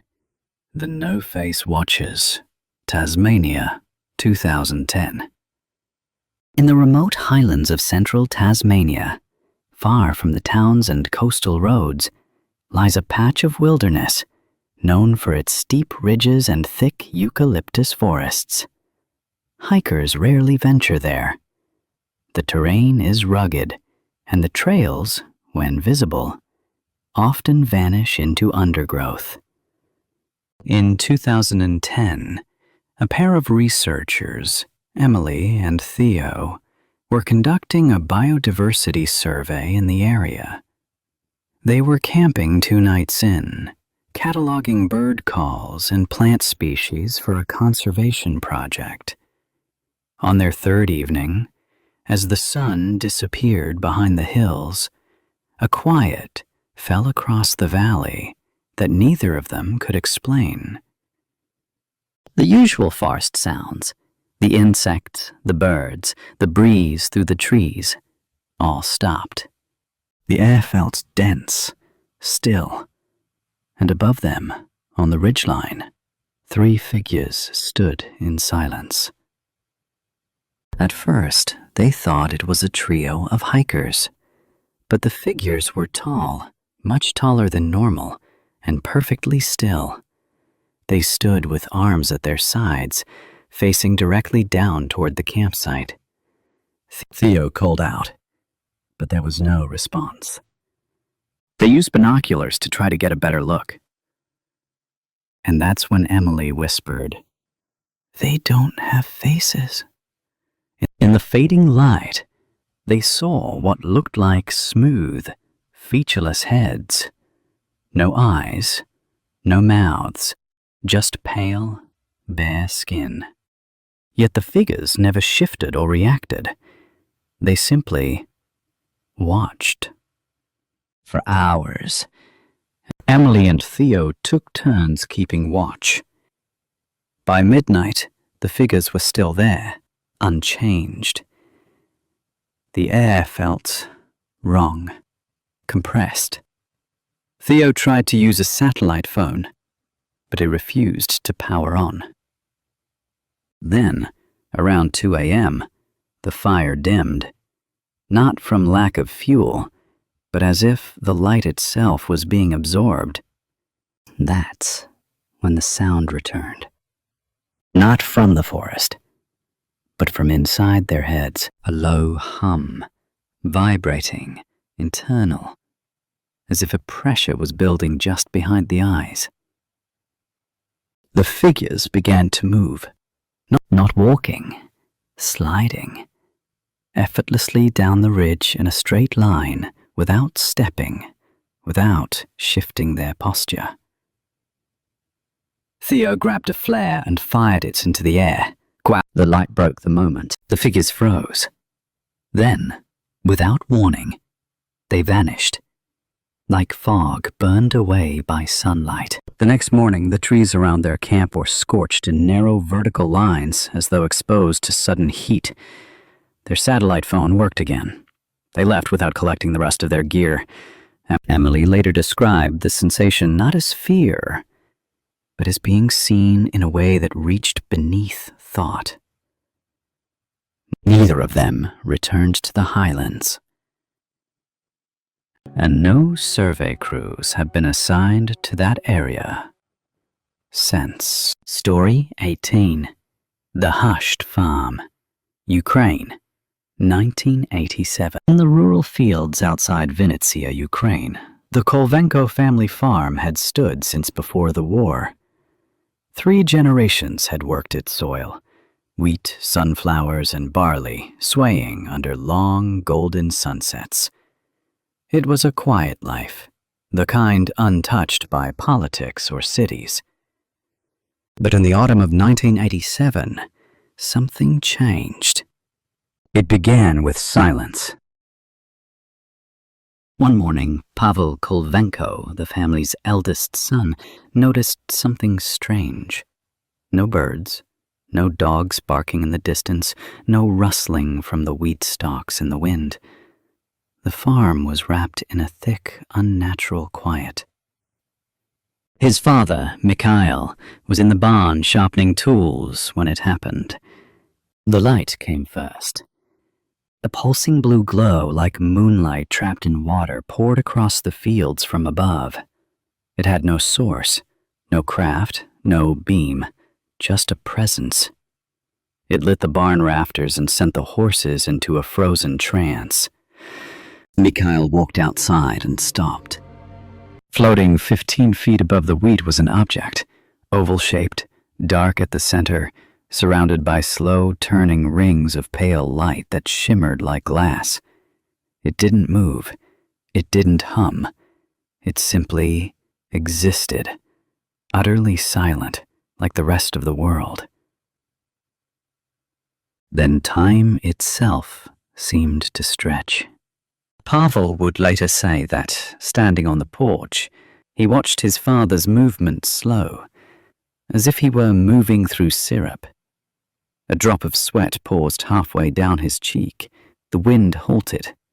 Dust hung in the air like suspended snow. Inside the house, the clocks stopped ticking. Then came the sound. Not from the sky, but from the ground. A low resonance, deep and tremulous, like the groan of something vast waking beneath the soil. The wheat bent, not with the wind, but outward, away from the object above, as if pushed by invisible hands. And just as suddenly, it ended. The object vanished. The glow disappeared. The birds returned, and all across the house, the clocks ticked forward again. Exactly 3 minutes lost. But Mikhail would never speak again. He lived another 20 years in perfect health, but never uttered a word. He didn't seem frightened, just quiet, peaceful, like someone who'd heard something so final, so vast, there was simply nothing left to say. To this day, the Kolvenko farm grows sunflowers taller than anywhere else in the region. Locals say the soil remembers, even if no one talks about what happened in those 3 missing minutes. Story 19. The Empty Village, Alaska, 1953. In the winter of 1953, a bush pilot named Raymond Cross flew a routine supply drop to a remote fishing village on the western Alaskan coast. The village, Akatuk, was small, home to fewer than 50 people, a close-knit Inuit community that lived simply and stayed isolated by choice. Raymond had been flying there for 5 years. He knew the faces, the dogs, the way smoke curled from chimneys even before his skis touched the ice. But this time something was wrong. There was no smoke, no movement, no sound. He circled twice before landing on the snow-packed inlet. As his plane slowed, he looked toward the village and saw nothing. The houses were still there. The boats lined the shore, but no one came to greet him, not even the dogs. The silence was total. Raymond walked up the main path, calling out. No response. Doors stood open. A stew sat on a fire pit, long gone cold. Clothing hung on lines, frozen in the wind. But there were no people, no footprints in the fresh snow, no signs of struggle, just absence. He found a radio and attempted to call for help, but the signal was garbled. Strange feedback, not static, but rhythmic pulses like sonar or breathing. Inside the schoolhouse, he discovered something stranger still. All the chairs had been moved to the center of the room, arranged in a perfect spiral. On the chalkboard, someone had drawn a circle filled with lines and dots. Nothing in English, nothing he recognized. The chalk had snapped mid-stroke and was still on the floor. Raymond stayed for less than an hour. He flew straight to Nome, filed a report, and returned days later with state authorities. By then, snow had covered most of the village. No bodies were ever found. No sign of evacuation, no tracks leading away. Just a town frozen in mid-life. The government wrote it off as a freak migration event, unstable ice, or an unreported emergency. But Raymond knew better. He'd been there. He'd felt the quiet. In his later years, he spoke about it only once. He said the air had felt watched, like standing on a stage with a curtain just beginning to lift. The village remains abandoned to this day. Some say if you walk its paths after nightfall, you'll hear footsteps that never quite catch up to you. Others say they already have. Story 20. The Tunnel Below Novaya Zemlya, Russia, 1971. In 1971, the Soviet Navy operated a covert listening station on the Arctic island of Novaya Zemlya, far north of the Russian mainland. The island was known for nuclear testing, bitter cold, and long stretches of total darkness in winter. Only military personnel and research teams lived there. That year, engineers began drilling a tunnel beneath the permafrost to expand their underground storage. At first, the work went smoothly. Careful excavation, reinforced steel supports, regular progress reports. until they reached the chamber. Just past 90 meters, the drill team broke through a wall of ice and into a naturally formed cavity. Smooth, symmetrical, and dry despite the surrounding frost. It wasn't marked on any geological survey.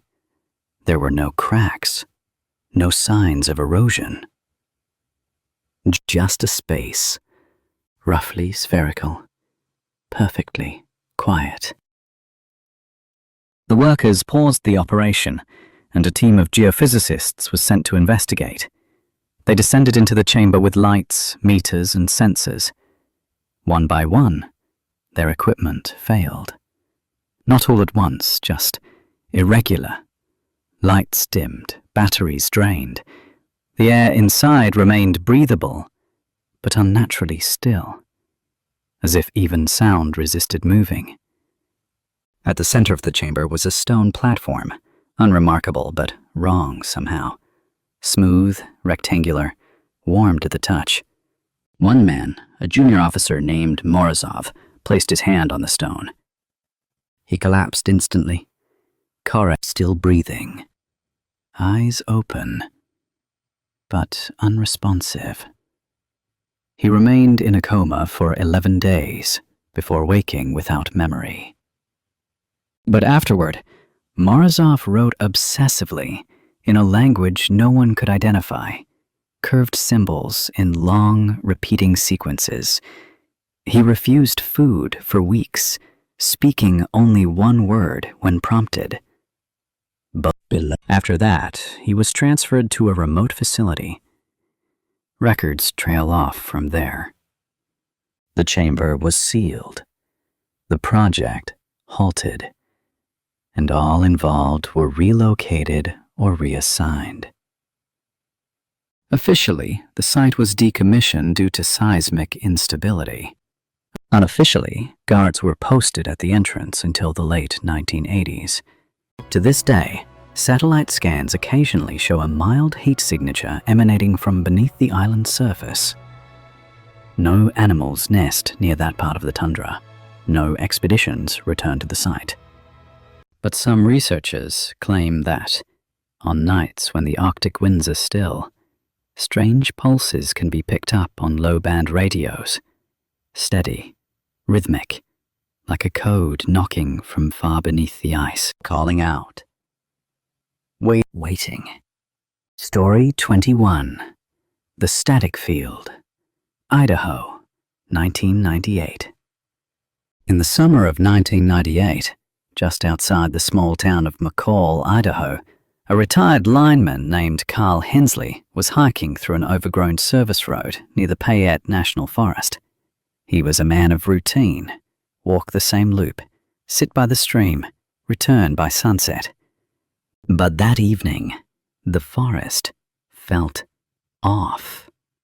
As he approached a clearing where an old radio tower had once stood, his ears began to ring. It wasn't sharp or painful, more like the dull whine of static between stations. He checked his old handheld FM radio out of habit. Dead silence, no signal, just white noise across every band. Then, he noticed the clearing ahead was glowing, faintly, almost imperceptibly, like heat shimmering off asphalt. The air buzzed, dry and charged. His arm hairs stood on end. At the center of the field, where wild grass grew tall, something moved. It wasn't an animal. It was a shape, tall, slim, and faint, as if made of haze or smoke. It swayed slightly, without wind, without sound. Carl called out. The static grew louder. He stepped forward, no more than 10 feet from the figure, and saw that it had no face, no color, just a human-like outline, flickering like a broken television signal, as if it existed between moments. And then he realized there were others. Then came the silence. The static stopped. The figures all turned together toward Carl. He didn't run. He couldn't. His legs felt heavy like underwater. The air thickened. His watch stopped. His radio hissed, then died. The figures shimmered one final time and vanished. The ringing in his ears faded. The grass swayed again, and the post, once blurred, now stood perfectly still. Carl never told anyone. Not at first. But weeks later, he returned with a friend. The field was gone. Not overgrown, flattened, as if everything had been pressed downwards in a perfect circle. No plants, no insects, just scorched earth and the faint scent of ozone. They never found any record of a tower ever having stood there. But Carl kept that broken radio on his shelf. Sometimes, when storms rolled in, and the static would return. Story 22. The Blue Room, New Mexico, 2005. In 2005, a middle-aged man named Paul Keener moved into a rental property on the outskirts of Española, New Mexico. It was a modest adobe house on a quiet patch of desert, far from the noise of town. Cheap, private, and surrounded by silence. But the house had one strange feature. A small side room, windowless, painted a deep, unnatural blue. The landlord called it a storage nook. Paul used it for boxes, tools, and an old reading chair. At first, nothing felt unusual. Until the dreams began. They weren't nightmares. They weren't even frightening, just vivid. A voice whispering numbers. A slow-turning object suspended in the air. A sensation of weightlessness and vast, silent distance. He'd wake at exactly 3:33 a.m. every time. No fear. Just the hum of something he couldn't name. Then came the cold spots. The room, even in summer, stayed 15 degrees cooler than the rest of the house, and Paul swore the walls felt damp some mornings, though no moisture was ever found. One night he left a portable recorder in the blue room, nothing but white noise for hours, until 3:33 a.m., when the static dipped and a soft mechanical click was heard, like a switch being thrown somewhere far beneath the earth. The next day, the chair was facing the opposite direction. He thought he was imagining things. Until the neighbors mentioned something odd. That house, they said, had been vacant for almost a decade. Every tenant before him had left within months. Some didn't even bother to collect deposits. Bad dreams, one neighbor muttered, and things that show up in mirrors. Paul began to feel watched. Not in the bedroom, not in the living room, only in the blue room. One night, unable to sleep, he sat in the chair with the door cracked just slightly. He turned off all the lights and waited. At 3:33 a.m., the room filled with an unnatural glow. Not from a bulb, not from outside, just light, as if it leaked in from a place behind the walls. And for the briefest moment, the far side of the room was deeper, like a tunnel had opened, just beyond the range of vision. Then it was gone. Paul moved out a week later. He never unpacked the boxes. He never returned for the deposit. But he left a note in the mailbox for the next tenant. It read only, "Don't sit in the chair after 3:30.